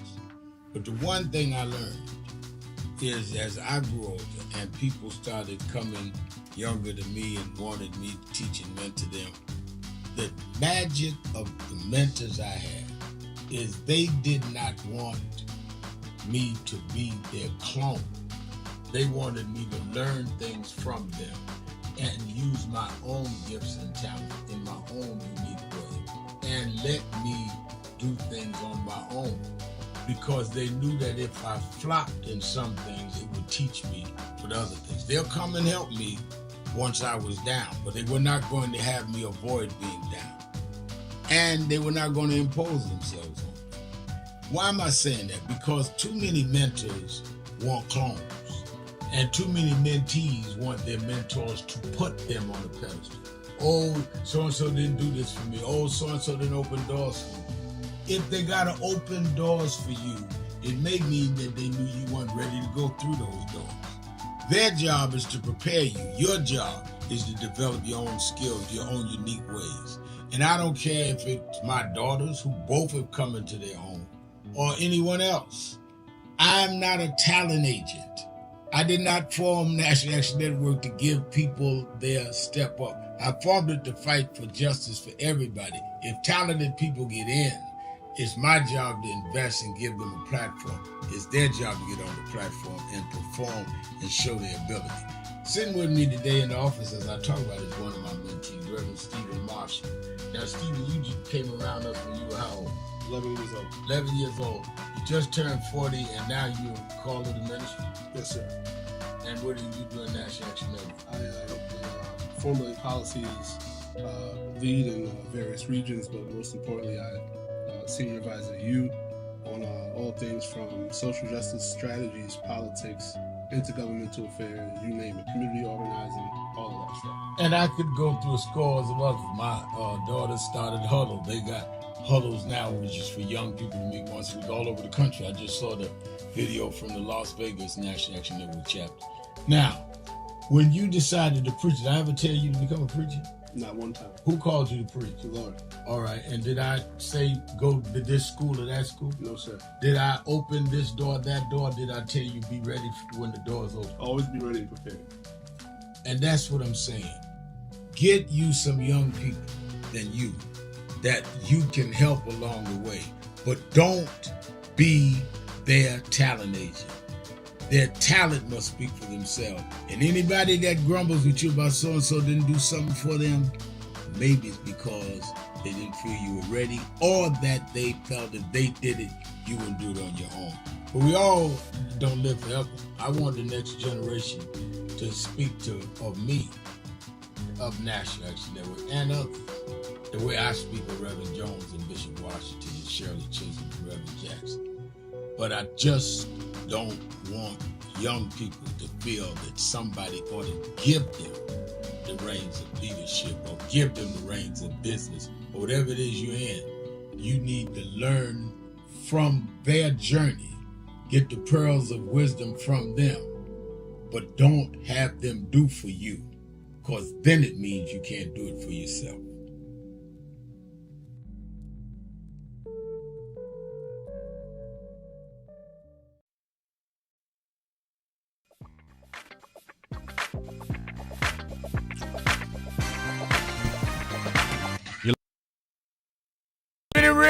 Keeping it real. I'm your host. Keeping it real. The Reverend Al Sharpton, and we're back. Keeping it real. 1-877-532-5797. 1-877-532-5797. Antoine Seawright is our co-host. Antoine, break down for our listeners how the tariffs threatened on Canada, and then the tariffs threatened on Iran directly impact the people that are listening to this program. Because a lot of people think this is, that's foreign affairs, that's something beyond me. It will directly impact people listening to this program. Well, Rev, basic civics teach us that tariffs are a tax, and that means somebody's got to pay for it.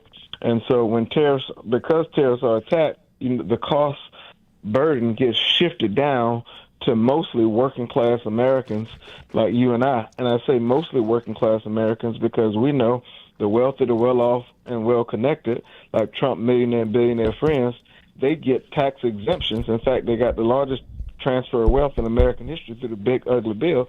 So most of those costs are not passed. They pass by them and are not passed down to them. So when we think about our groceries, we think about our gas, we think about our utility bills, we think about travel, every single thing you can imagine that we need not to thrive but to survive as everyday Americans will see an uptick because of tariffs, unnecessary economic drama and uncertainty by this president, all to satisfy his ego.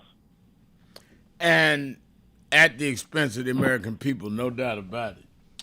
Let's go to Brother Jacob in Philadelphia, Pennsylvania, to the word. Peace be unto you, Reverend Al and Brother Seawright. How y'all doing? I'm doing great.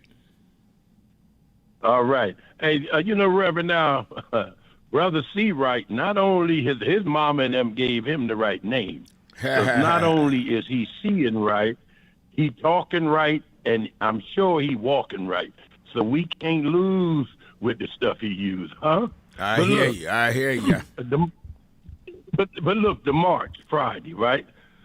Now, one of my prayers, Rev, is that it's so big that Donald Trump is going to have to run the Truth Social and say, well, it ain't bigger than my inauguration. So, I just pray that it be that big that he sees fit, that he got to say that his thing was bigger, and we can make that happen, and that's one of my prayers. But, y'all talked about the double standard for black men. Man, this and black women. Why is that? And I mean, other people, we don't give our leaders no respect. The fact that they worked double harder to get where they were. We know how this thing go, you know, and that's one thing that make me never forget Tavis Smiley and Cornel West when President Obama was in there, and they did a bus tour around the country, just slamming him and negative and everything. And I didn't see that same energy with this man we got in the, excuse me, I almost slipped, with this man that we got in the leadership in the White House now. You got Mr. West, he went and talking about he going to run for president against VP Harris, right? Robbing votes from her. Because really, and he know this, I probably could have counted the white votes he got on just my hand. I wouldn't even need, you know, to go over twice, you know. So, and talking about sellouts, we don't have to name people as sellouts. Like they trying to do what Speaker Jeffries, right? Well, we want him to be Speaker, but they just say stuff that they don't know. I mean, we know the sellouts. We intelligent. We see Tim Scott. I heard his name mentioned. Stephen A. Smith, right? We can see the sellouts. We know who sell out. We don't have to make every person black a sellout. So we need to get over that. But here's what I'm talking about. My second point. Trump. I see him as a bull. Y'all heard the term bull in the china shop, right? Right. I see Trump as a bull in a precious china shop. But this is America, right? Now, this guy, he's starting wars and then talking about rumors of wars. He's talking about bombing somebody else, one of the Arab places that ain't coming into shape with what he think he want. He talking about he'll bomb them. I mean, woo. Now, I don't care what label you wear, even you red hat wearing people. You mean to tell me anything good can come about a bull being in a china shop? Here's what I see, Reverend Al and my brother.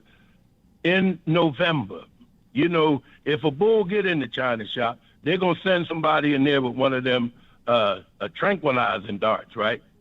If we can win the House and the Senate, I believe that'd be a good tranquilizer dart to get him down, to stop some of this bleeding that he's doing, and then we can remove him from the china shop with, you know, without him tearing up the whole place. You understand? And we got the, you talking about the cleaning up. I don't know. They ought to be glad they talking about the Democrats. They ought to be glad the Democrats want to clean up again. Every time the Republicans mess up, the Democrats got to come along, clean it up, get it straight, and then they go right back and do $40 trillion in debt. Can y'all help me? Thank you for just letting me say that. I thank you for your call. I think that it is very important, Antoine, as Brother Jacob was talking, that we have people that have a critical analysis. I'm not opposed to that. But I also think that they need to be subjected to a critical analysis. I remember when President Obama, and you might remember this, went in office, and Cornel West and I got into it on MSNBC, telling me I shouldn't be that close to Obama. They'll use us. And I was like, well, wait a minute. I'm on the ground with people. We need to get some relief. That's why we put them there. Y'all are in ivory towers in universities. And we had a pretty nasty exchange. We end up later, a year or so later, sitting down and talking. But I think that a lot of people that want to critique people don't want to be critiqued. And my thing is that if you cannot defend yourself, you ought not enter the ring. Well, I feel about it a little differently. I think that I know this because, as you know, I work with him on the political side. I think Leader Jeffries and anybody else does not mind constructive criticism. But I'm personally not interested in constructive criticism from people who've not constructed anything. And that's the problem. You got a lot of people who got a lot of things to say, keyboard thugs who sit behind a keyboard all day and type. But we've never had an African American ascend to where Jeffries is now. We've never had a black speaker in the House of Representatives. We've never had the diversity we have in the caucus, and that will be coming into this caucus right now. Nancy Pelosi didn't have to wrestle with it. Jim Clyburn, Steny Hoyer, nobody in the history of the Democratic politics has had to wrestle with the diverse caucus we have, or even the issues we're facing right now in this country, because we never had Donald Trump in this form. And so for anybody who's got criticism about what he's doing and not doing, the meetings he should or should not be, or positions that he should not be taking, name a time when you've had to deal with this. And they can't. In fact, I heard Barack Obama say in an event, a private event one time, he said, I would not want to be in Hakeem Jeffries' shoes at this point. And you talk about the first African-American president saying that. I would not want to be in Hakeem Jeffries at this point, because he's going to have to wrestle with things that none of us could even imagine to think about. And that's why I opened up the program saying we've never seen criticism of anybody about who Nancy Pelosi met with, what position she's taking and not taking. And so we need to take a step back and understand that Jeffries wants the same thing that all of us want who subscribe to the Democratic Party. And we need to give him the support he needs to set him up for success, not try to beat him down before he even gets to the job, because November 3rd is just as important as January 3rd. And I think that's the context we all need to have. Well, and I think let's reverse it. If someone in the administration or close to the administration said, we'd like to talk to you, and I think they said they discussed housing and some other things that they had mutually discussed when Trump was in the first time. And say Jared said, I'd like to talk to you about housing and followed up on criminal justice reform. And Jeffrey said, no, I'm not talking to you. They would use that to say, he's not qualified to be speaker because he won't talk to anybody. You can't meet. Whoever's going to be speaker got to deal with the administration, Republicans, and Democrats, because you're the Speaker of the entire House. So he'd be disqualifying himself. And I think that, and the reason I'm going back to that point, because someone raised it, is because that needs to be answered, and it needs to be dealt with. Because I've had people ask me about a whole lot of people, and I'm saying, but tell me how that makes sense given the role they play. And I think that some people are just susceptible to just noise. Somebody yell loud and call somebody a name loud, we just think because it's loud is right. It's just loud. A loud lie is just as false as a whisper lie. And be consistent. Be consistent. Why did some of us put a standard on Obama that we didn't put on white presidents? And that's all I said. And I didn't agree with everything Obama did, and he knows it from me on my public platform or my TV show and in person. But I agreed with most of what he did, and I defended him, and I defended when I felt he was being unfairly attacked because they were holding him to a different standard. The thing that was very harmful to me, personally, that I took, is it was some of us holding him to a different standard. And I think that is what is disappointing. But I'm not going to be too disappointed because I'm going to tell you're holding it to a different standard. I'm not going to bite my tongue and say, because you're talking loud, I'm going to be quiet. No, I can talk loud too. We can have a loud conversation if that's what you want. Let's take a break. Hot Button Monday, Sharpton, C. Wright, 1-877-532-5797. Be right back. Breaking news. The issues, the stories affecting you. The only thing that will matter 2 minutes after you're gone is what you did for more than yourself.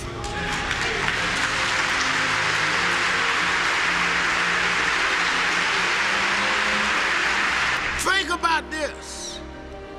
Think about about if today is your last day, if this is your last service, what can they say about me? And if you're not satisfied with your own answer, you should leave here today working on yourself and building on what you need to build. Because God is here, He's available to you if you but use what He's giving you to be more than self-indulgent. Now I know many of us come with reasons we won't step out. But I come to tell you that's why God is here. God takes the ones that are the least likely and gets the most done.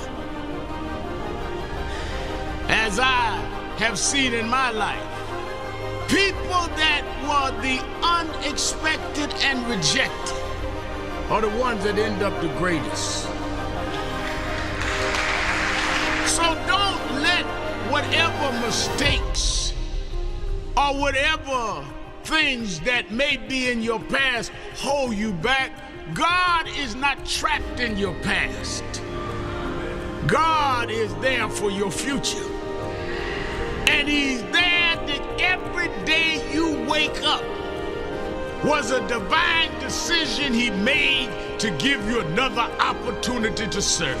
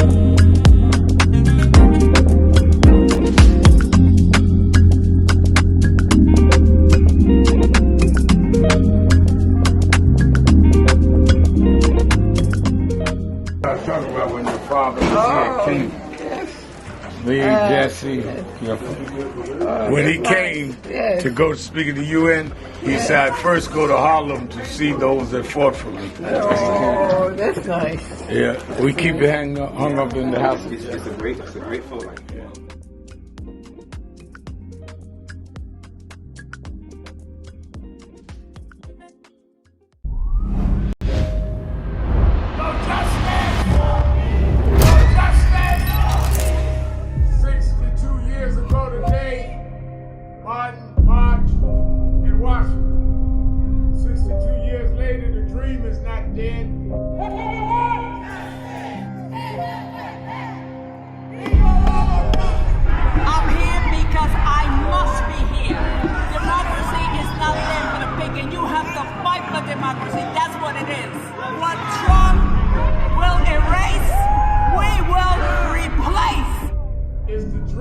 In many cases have reversed and tried to turn it into a nightmare.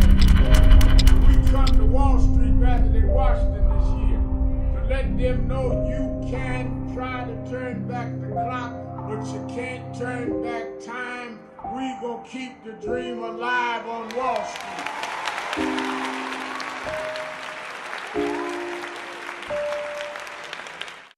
Some of you forget where you come from and forget how you got there.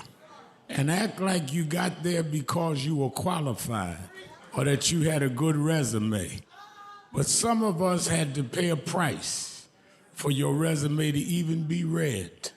Some of us had to take nights in jails and licks upside the head or shut out of boardrooms like Byron so you could walk down red carpets and act like you got there by yourself.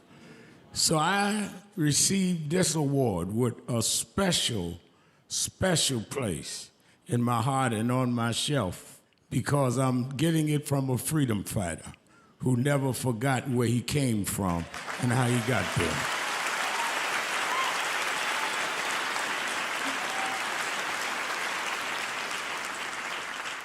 Yes, we've come a long way.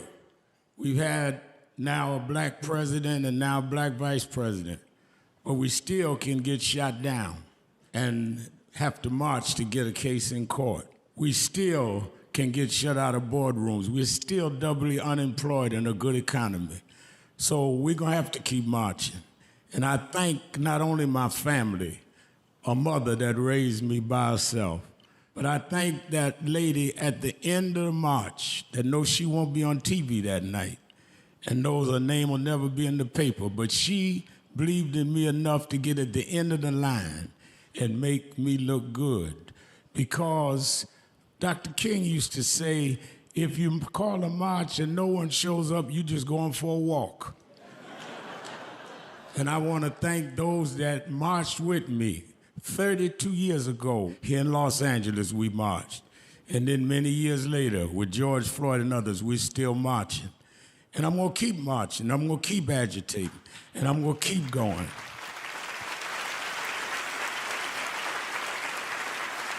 Until we don't have to do it anymore.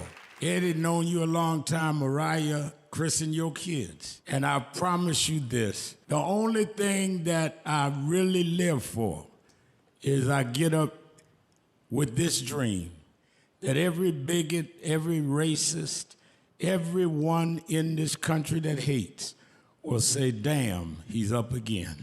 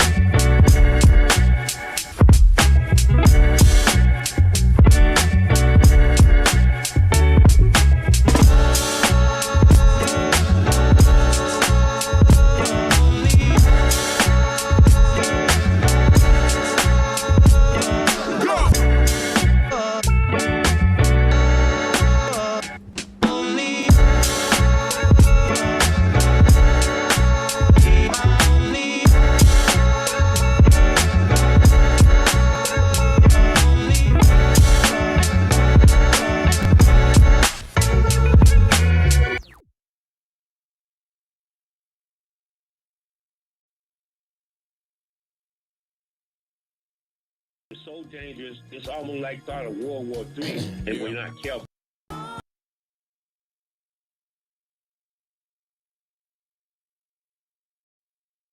New York. There's no side that can justify to me killing innocent people. Absolutely keeping it real with the world's civil rights leader, the Reverend Al Sharpton. You're live. Keeping it real, keeping it real. I'm your host, Reverend Al Sharpton, and we're back. 1-877-532-5797 or message board at www.nationalactionnetwork.net. Antoine Seawright is our co-host. Antoine, I had on El Said, the Democratic candidate for Senate in Michigan, on Saturday night, and Angie Nixon, the Democratic candidate in Florida for Senate.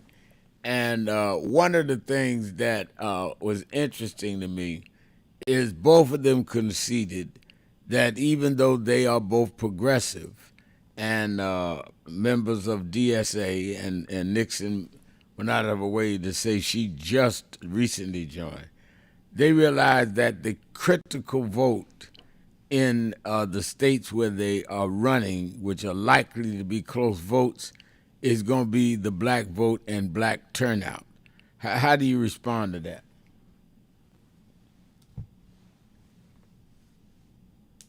Well, Rev, I'm glad they come to the realization that the black vote is the most loyal and consistent and dedicated voting bloc in the history of this country. But more importantly, I think they're coming to the realization that black voters are pragmatic voters. We don't take extreme positions. We're pragmatic in our approach, in our process, but we're progressive in our thinking. When I say progressive, we were fighting for the Voting Rights Act, the Civil Rights Act, and pushing the envelope for change when it wasn't popular. And so I think them understanding how the tectonic plates shift in electoral politics, the way you run a primary is a lot different than the way you run a general election. I also think for Ms. Nixon and for Abdul, them understanding they have to expand their coalition that they had in the primary and win over voters they did not win in. And for both of them, they have to expand their black coalition. So I'm proud of the acknowledgement of that. But the second piece of that is they have to spend money with black folks in the black community, treating black voters as an investment, not an expense. And that's where I have criticism of my party and sometimes of my candidates, even those who look like me. No, I think the budget tells it all.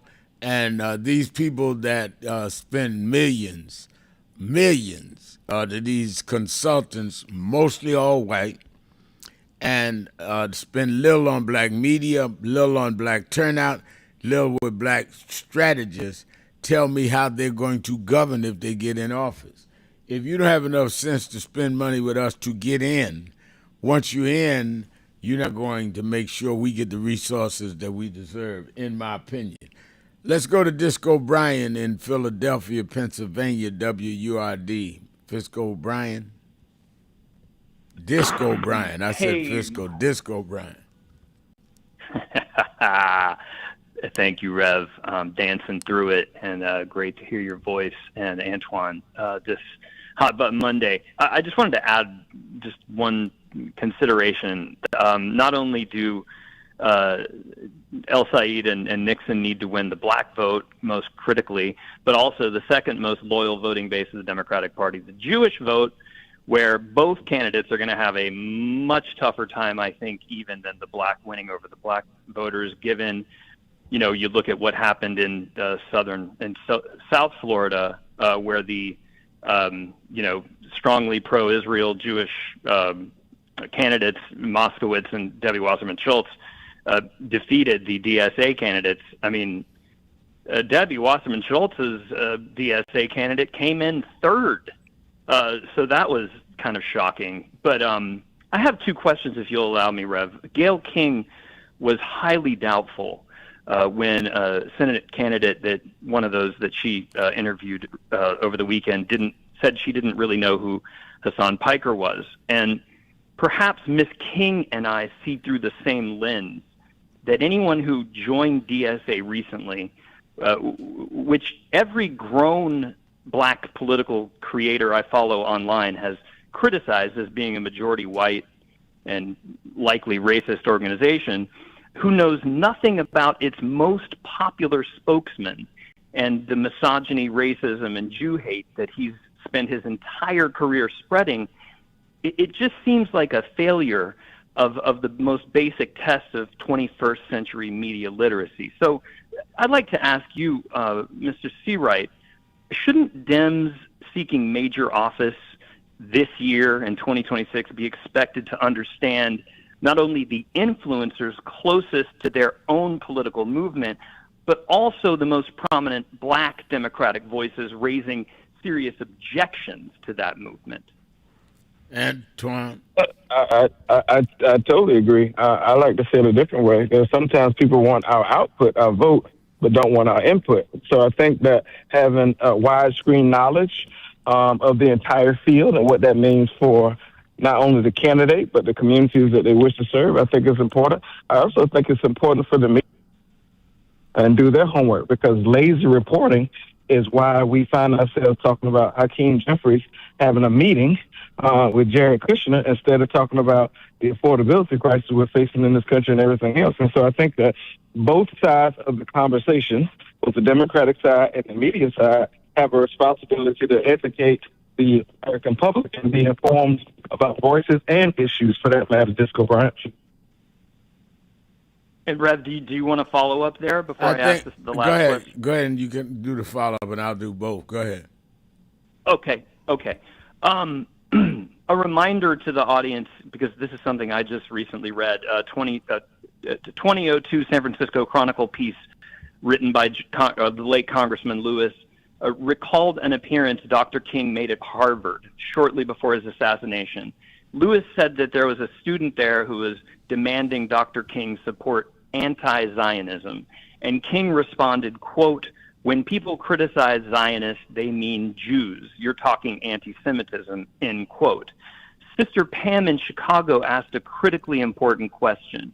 What does AIPAC actually want from the politicians it supports? And I think John Lewis's record proved that being pro-Israel does not require being pro-Netanyahu. He boycotted Netanyahu's 2015 address in Congress, yet pro-Israel PACs before AIPAC was was founded. Yeah, but here's where it gets complicated. I agree that you can be pro-Israel and be anti-Netanyahu, and you can be anti-Netanyahu and not be anti-Semitic. Netanyahu does not represent all Jews, and he does not represent Semitism. I think where you get into the weeds is AIPAC money, because I think the question that some raise, and I'm not sure there's a clear answer. I'll preface what I'm going to say by saying I don't know this clear answer. Is AIPAC saying not to support Israel, but also to support Netanyahu and other policies that he's doing? And I think that many of us, I have, said we support a two-state solution, but there are those elements that say AIPAC does not support that. They want support of Netanyahu, and they want to see the control of Gaza by Israel. And that's a total different thing than what John Lewis and Dr. King were talking about. 100%, Rev. And I just want to say that's a great. I mean, that's there's nothing more I can say on that. The only thing I would add is that I think there is hyper focus on AIPAC money, and there's very little focus with the rhetoric in media about the billions of dollars China and Qatar have been spending on American universities and institutions to get out the idea that Israel is a uniquely evil country, when you look around at all of its neighbors and you don't see protests in any of them because they're all suppressed. So I feel like I think the thing that AIPAC wants, if you look at John Lewis's record and the fact that he was supported throughout his entire career, even after boycotting Netanyahu's speech by pro-Israel organizations, is that they just want the only litmus test for them. And look at all the black congressmen who are still receiving pro-Israel money. Ask them, Rev. I think we should hear from them. I have asked them, and some do get a lot of money from some Jewish organization, but not necessarily AIPAC. I was very specific. AIPAC is not every Jewish organization. I've also said, by the way, to a lot of the people on the other side of the Middle East dispute, why are Arab nations cutting billions of dollars worth of deals with the Trumps, and they're not supporting black politicians. You can't have it both ways. So you can't say that I'm going to monitor and critique who gives you money, but I got zillions of dollars. I'm even one of the countries doing a $2 billion deal with Jared Kushner, but I ain't giving you a dime. So, I mean, it goes both ways now. Amen, Rev. I mean, I can't say more. Thank you for saying it. All right. Thank you for your call. Let's take a break. We'll be right back. Keeping it real. Sharpton. See right. Be right back. Hey, Rev. Yeah.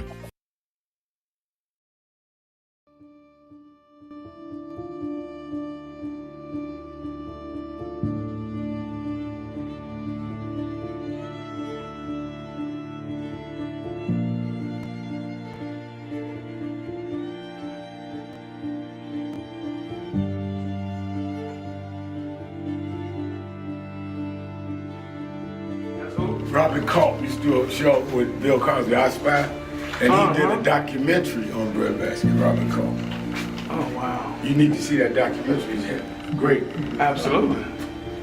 I lived this. I didn't read this. I lived it. I was there. You true to this? I'm true to this. Not new to this. I ain't new to this. Vote to phone Troy. He was, Jack O'Dell was one of the guys that Kennedy warned Dr. King about. Say he was a communist. Wow. Jack O'Dell and Stanley Levinson. And Reverend brought him in. Nobody else in the movement would deal with Jack. Reverend brought him in. Oh, yeah. Sure. Just us. That's right. But there's stories behind all of it. It didn't just happen. But I am somebody. I may be on welfare, but I am somebody. I may be in jail, but I am somebody. I may be an educator, but I am somebody. I am black, beautiful, proud. I must be respected. I must be protected.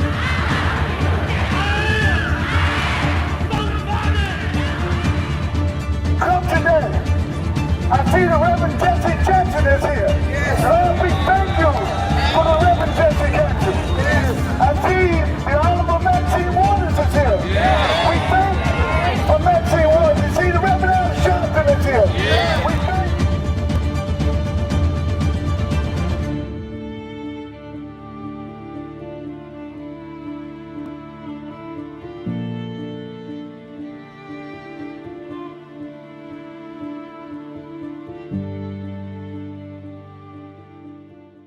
Many people cannot focus because they have not really come to terms with their calling and life purpose.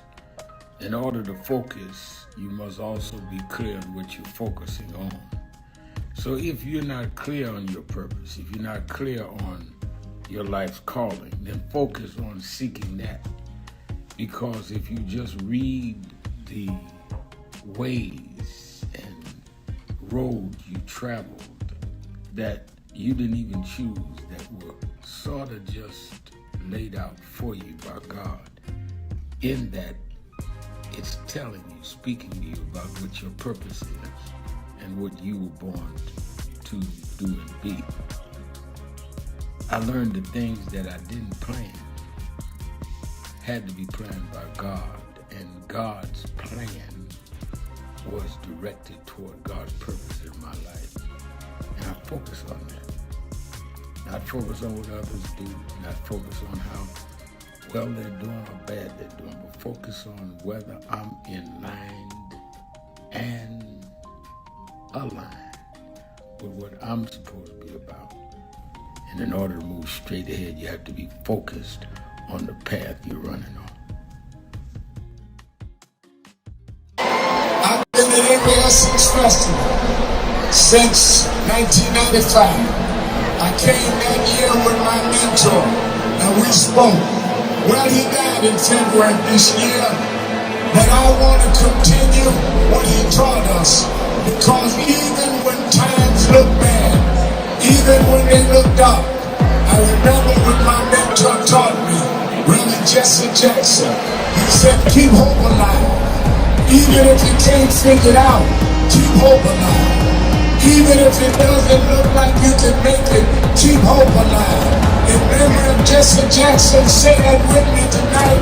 Let him know on July 4th from New Orleans, keep hope alive. Keep hope alive. Keep hope alive. Keep hope alive. Keep hope alive. Keep hope alive. Keep hope alive. Keep hope alive. Thank you, God. It gets dark sometimes, but the morning comes. Don't you surrender. Suffering breeds character. Character breeds faith. In the end, faith will not disappoint. You must not surrender. You may or may not get there, but just know that you're qualified and you hold on and hold out. We must never surrender. America will get better and better. Keep hope alive. Keep hope alive. Keep hope alive. On tomorrow night and beyond. Keep hope alive. I love you very much. I love you very much.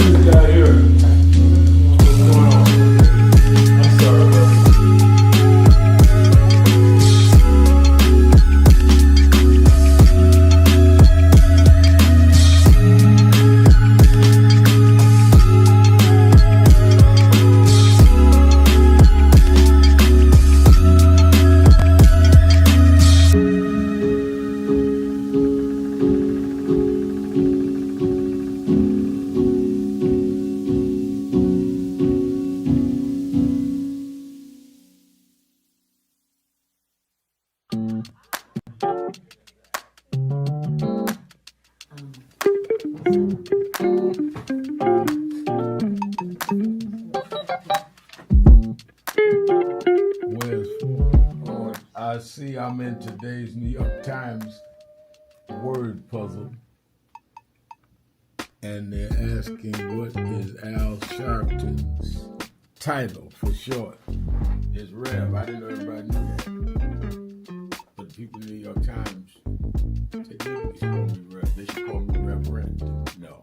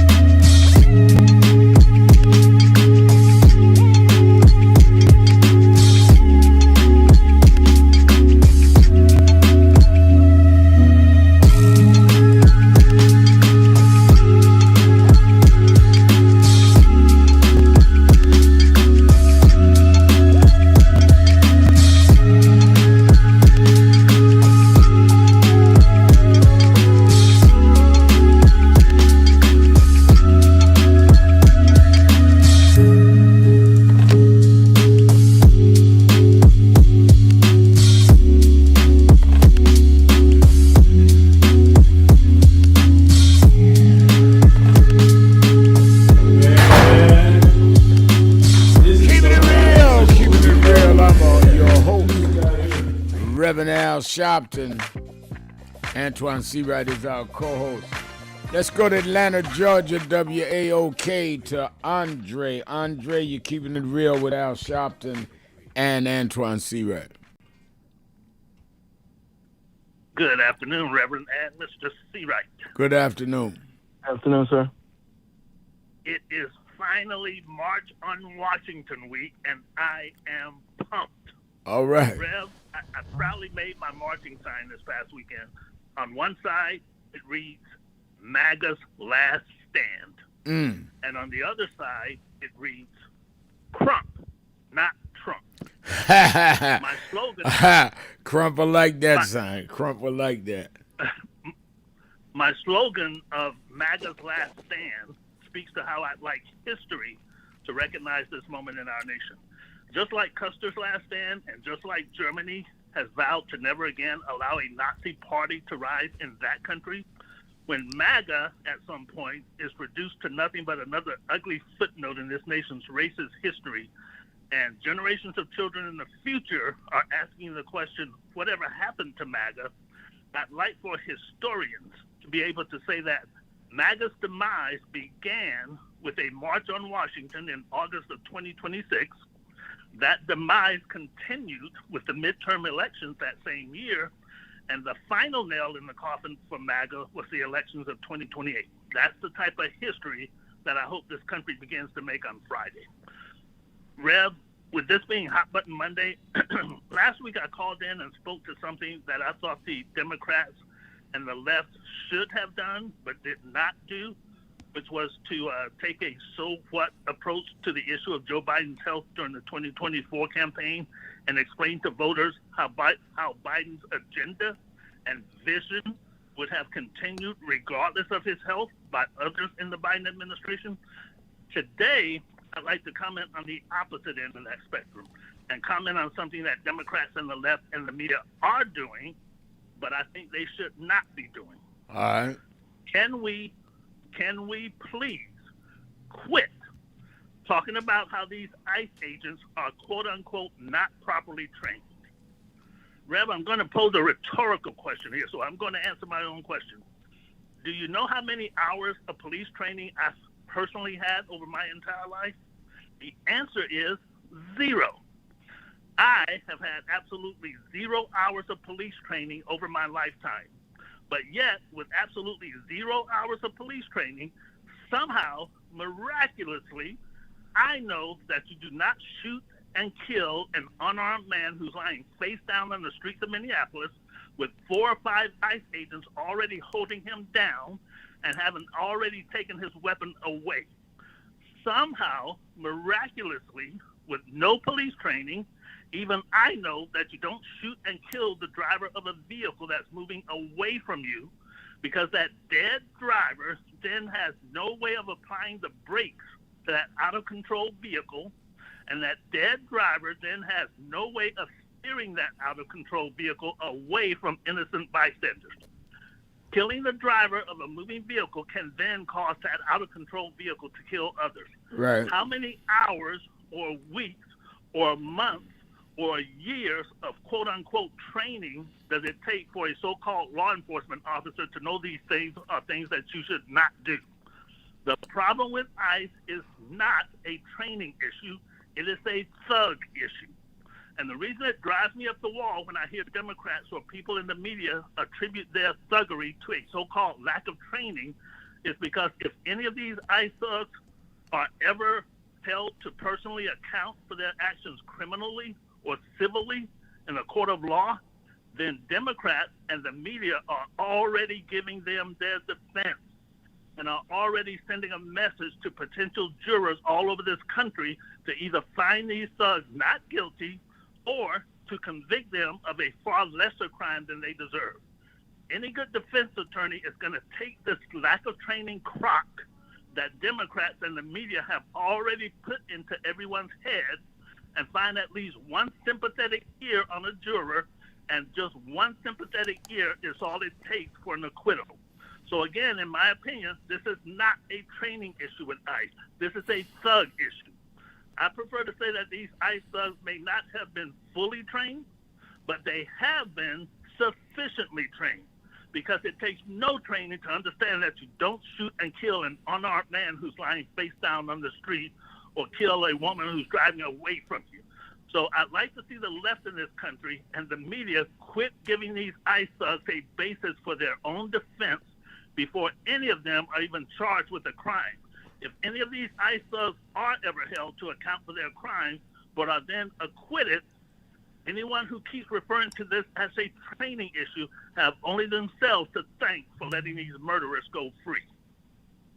Sharpton, keeping it real. All right, Andre. I think Andre Seawright, Antoine Seawright, that my position on all of that is that we need to deal with the words of Bill Clay and Ossie Davis, and that is, we have no permanent friends, no permanent enemies, permanent interests.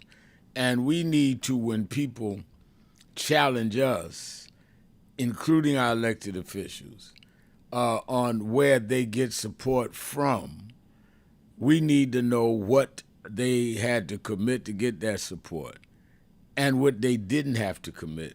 But then did the other side also try to support our political leaders? You can't tell people, no, you can't take that money, but I'm not giving you a dime, and I got more money than the other folks, because there's something disingenuous about that to me.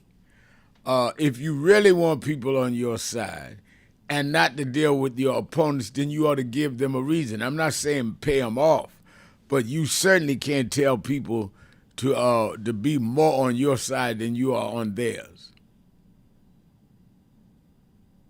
Rev, that's just common sense, and I think you're right. And I think that, with all due respect, common sense does not always prevail in all these things, right, as the caller laid out by ICE. And so we just can't make the assumption that common sense is going to prevail. And so sometimes, if not all the time in this environment, we just have to govern ourselves accordingly and not make the assumption about anything. And be consistent morally. And I think that's a lot of, clearly, the challenge in the Trump administration is there is no moral code. It is whatever he fancies himself with from day to day. And it is absolutely, I've had a reporter the other day, older reporter, only writes every now and then for some blog. And he said, Reverend Al, I agree with a lot of what you've done the last, I'd say, this is him talking, I'd say 20 years, but I still disagree with you. You didn't apologize for Tawana Brawley. I said, well, first of all, I'm going to apologize for believing somebody whose mama and two lawyers told me something. I said, but let me ask you something. Has Trump apologized for the Central Park fire, where he called for them to be executed? I called for a trial with Brawley. He called for an execution. And he looked at me, I said, where'd you write that? So what I'm saying is, play the game by one set of rules. I'm willing to play any game you want, but don't change rules on me. Let's take a break. We'll be right back. Keeping it real, keeping it real, keeping it real. Sharpton. Be right back.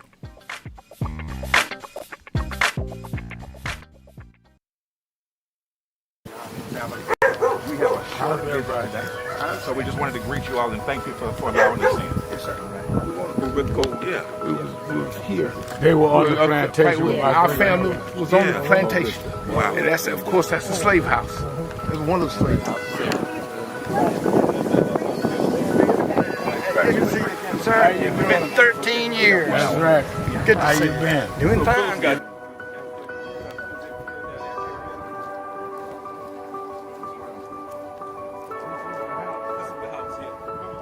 Right, last time. And we, Alexander Sharpton.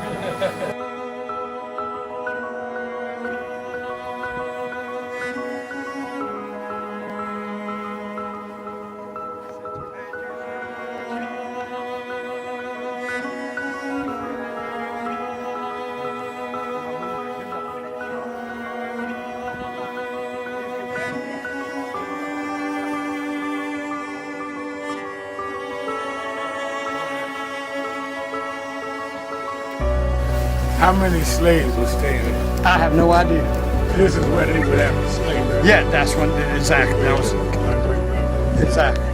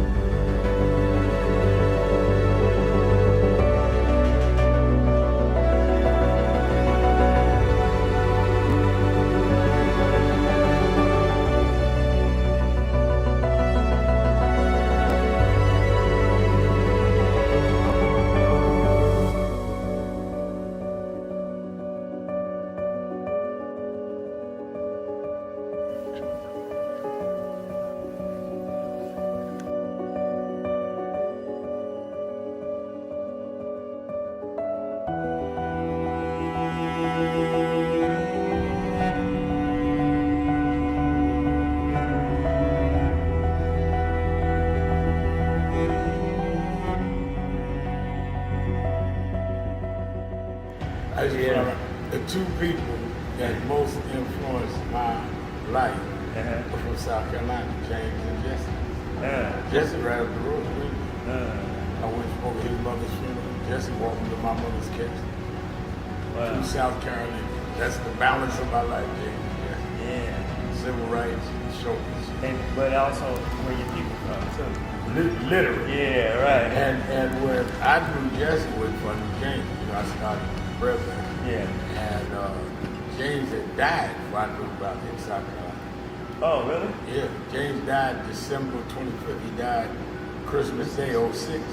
And they came to do the story for February of 07. They came to me in January. His daughter swear that was his daddy and helped me push the information out. Wow. And I called Jesse and told me, you know that my great-grandfather was a slave about 45, because Greenville right up to I-20.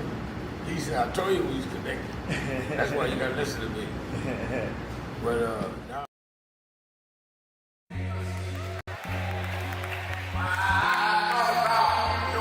Look at everything. I went a couple of nights to go to the Knicks game. They lost. Last night I said, I'm not even going down there. I'm going to go to bed. I got to find a Hampton on Chicago.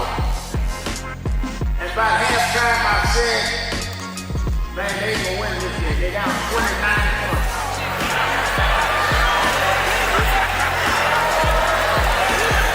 And somebody here today, you've been down. They counted you out. People say there's no way you come back.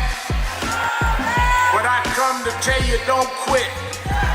Because there's another half to play. And God will take you and let you win when the odds are against you. I know they talking about you, but preach anyhow. I know sometimes the pews are empty, but preach anyhow. And when you get up almost where you could win, I looked at it last night and Brunson took the shot. It looked like it was going in to win the game, but the shot hit the rim and all hope was gone. But then an African named Boyd OG just stretched through the crowd and he kicked in the winning shot. If you hold on, God will tip your win.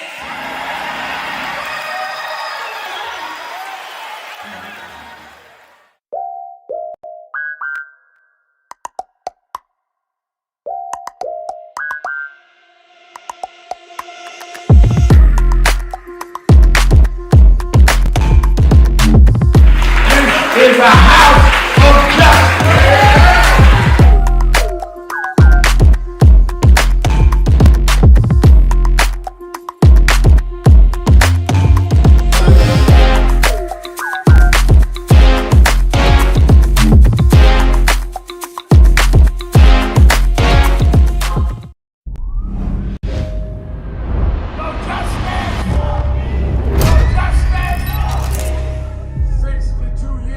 Today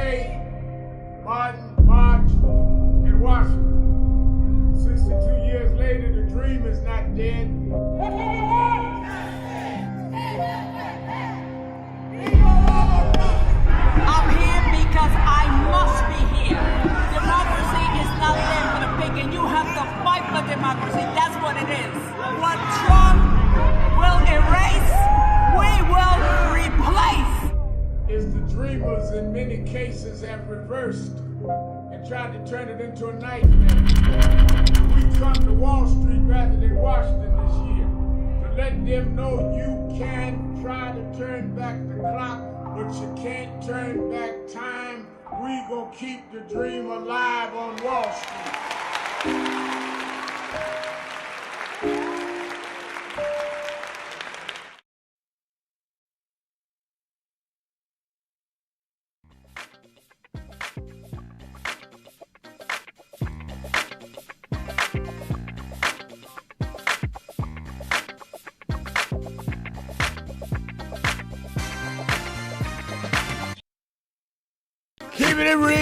Keeping it real. I'm your host, Reverend Al Sharpton.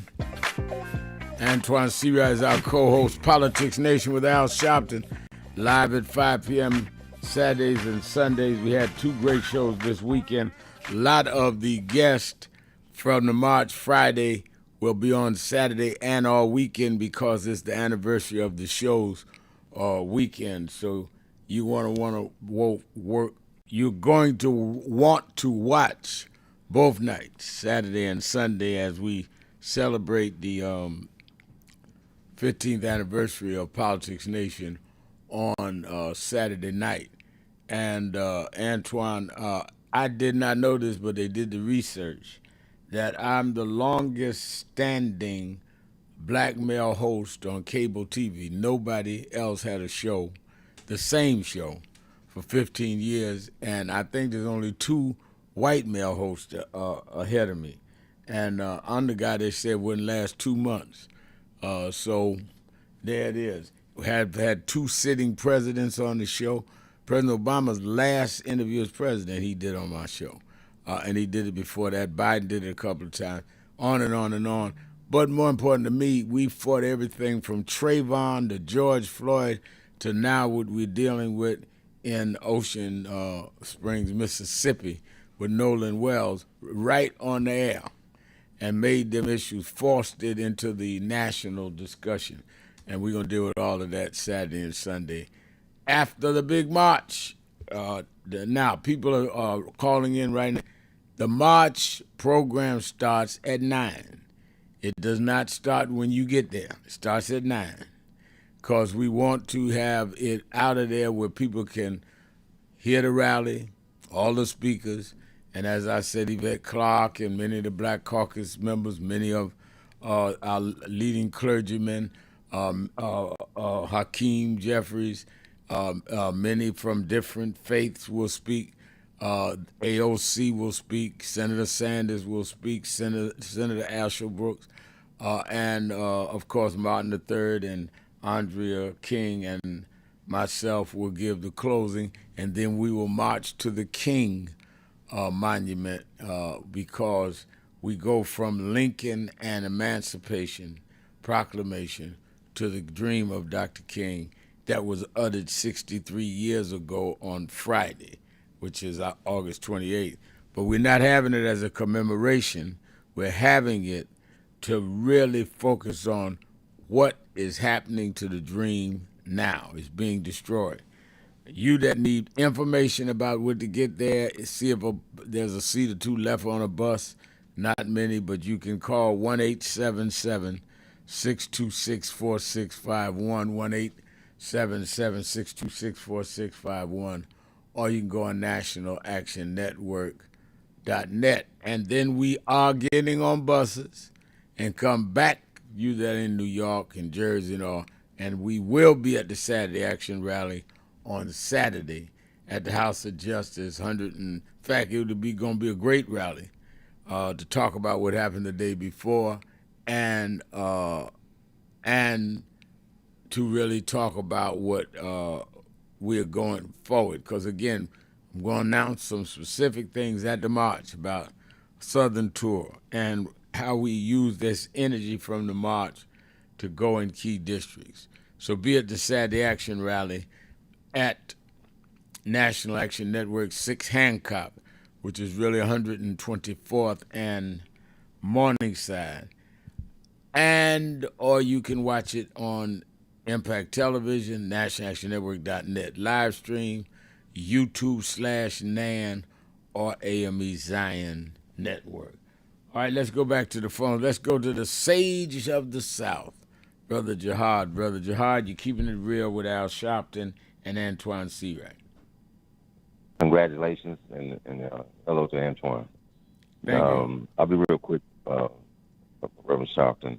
Now, I remember telling you when this Gaza thing first got out of control that these people were trying to take our souls away from us. What Brother Brian doesn't realize, he goes back to a speech on Dr. King 2002, where I go back to my common sense tells me that if Dr. King was against the Vietnam War, that clearly, if he saw Gaza and Israel's overreaction to Gaza, that Dr. King would not support the brutality that we see taking place in Gaza today. I can say that with every bit of my soul, you know what I mean, and not contradict myself. So to try to get us to give AIPAC also a pass. AIPAC spent millions of dollars to defeat the brother in Michigan and others, and not just DSA members, but any Democrat or any Republican that disagreed with Israel's position. They spent money to defeat them. So it's not rocket scientists to understand what AIPAC's agenda is. AIPAC's agenda has been anybody that doesn't agree with Israeli foreign policies, you got to go. And they do everything within their power to make them go. And I'll end with this. Gayle King clearly went beyond. Clearly. Because this lady, Miss I forgot her name. What's her name? Wright?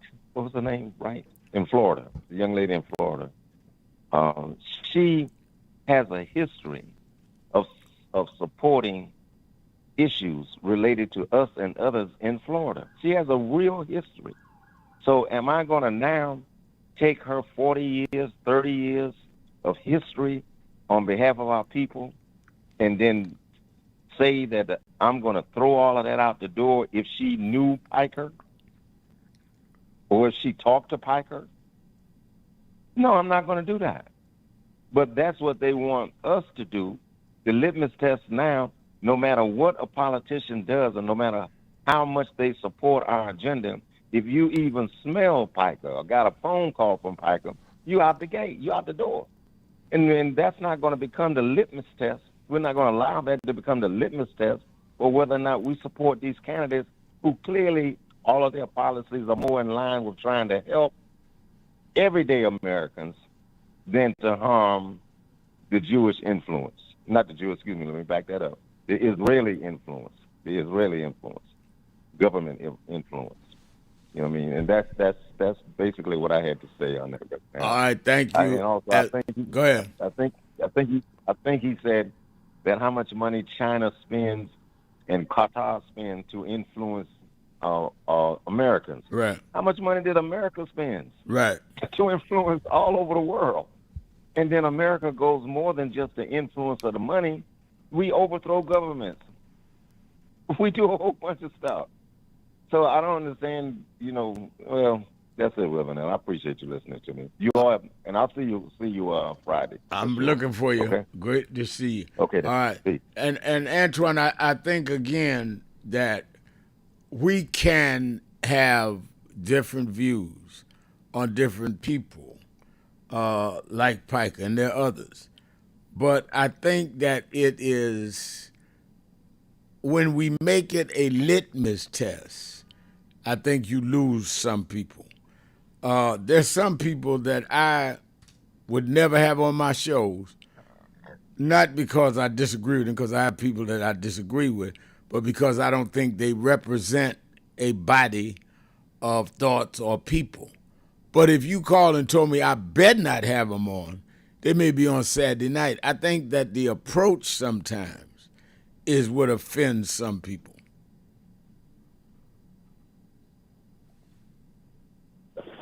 Well, Reb, I'll say it this way. I think we need to do away with these litmus tests because they failed us in the past. I think in reality, the only thing we need to be focused on at this ticket to watch is turning out our people and making certain that we communicate with persuasion voters. So we've got to take care of our base. That starts with black. That's number one. Number two, and there should be no discussions about why black people need to vote for Democrats this cycle because it's a binary choice. And the second thing we got to do, we've got to go out and persuade another universe of people, predominantly independent thinkers, and some Republicans that, you know what, this is a binary choice, but the choice you made in previous years has not worked out for your long-term best interest.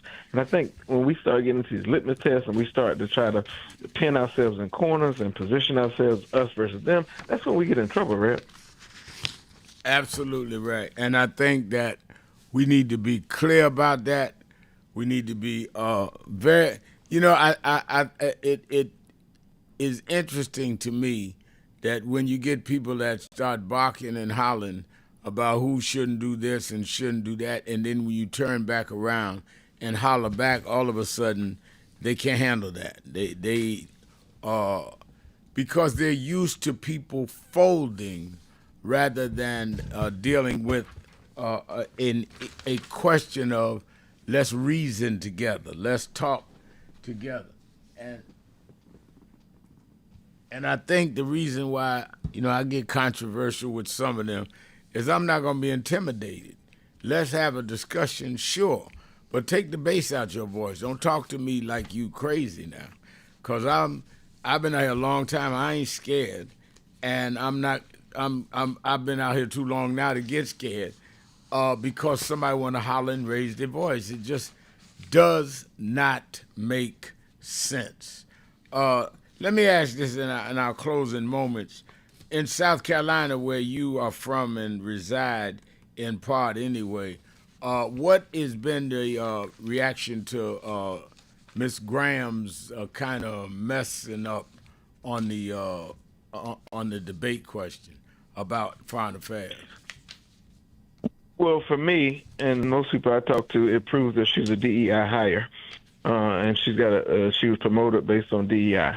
So, but I think there's a group of people who, Reb, I think are hypocritical, as we talked about, who are going to vote for her because her last name is Graham and because she's affiliated with Donald Trump's endorsement, period, point blank. But then there's a group of people who say, you know what, it's easier to vote against something than it is to vote for something, and there'll be a large crop of people who are going to vote against her. All right, let's take a break. Let's not take a break. Let's get on out of here. Let me thank Antoine Seawright.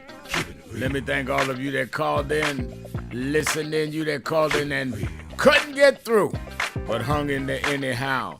Remember, whatever you do, wherever you go, however you feel, tell somebody, tell anybody, tell everybody. Reverend Al told you personally, keep it real. Keep it real. Keep it real. I'll talk to you tomorrow.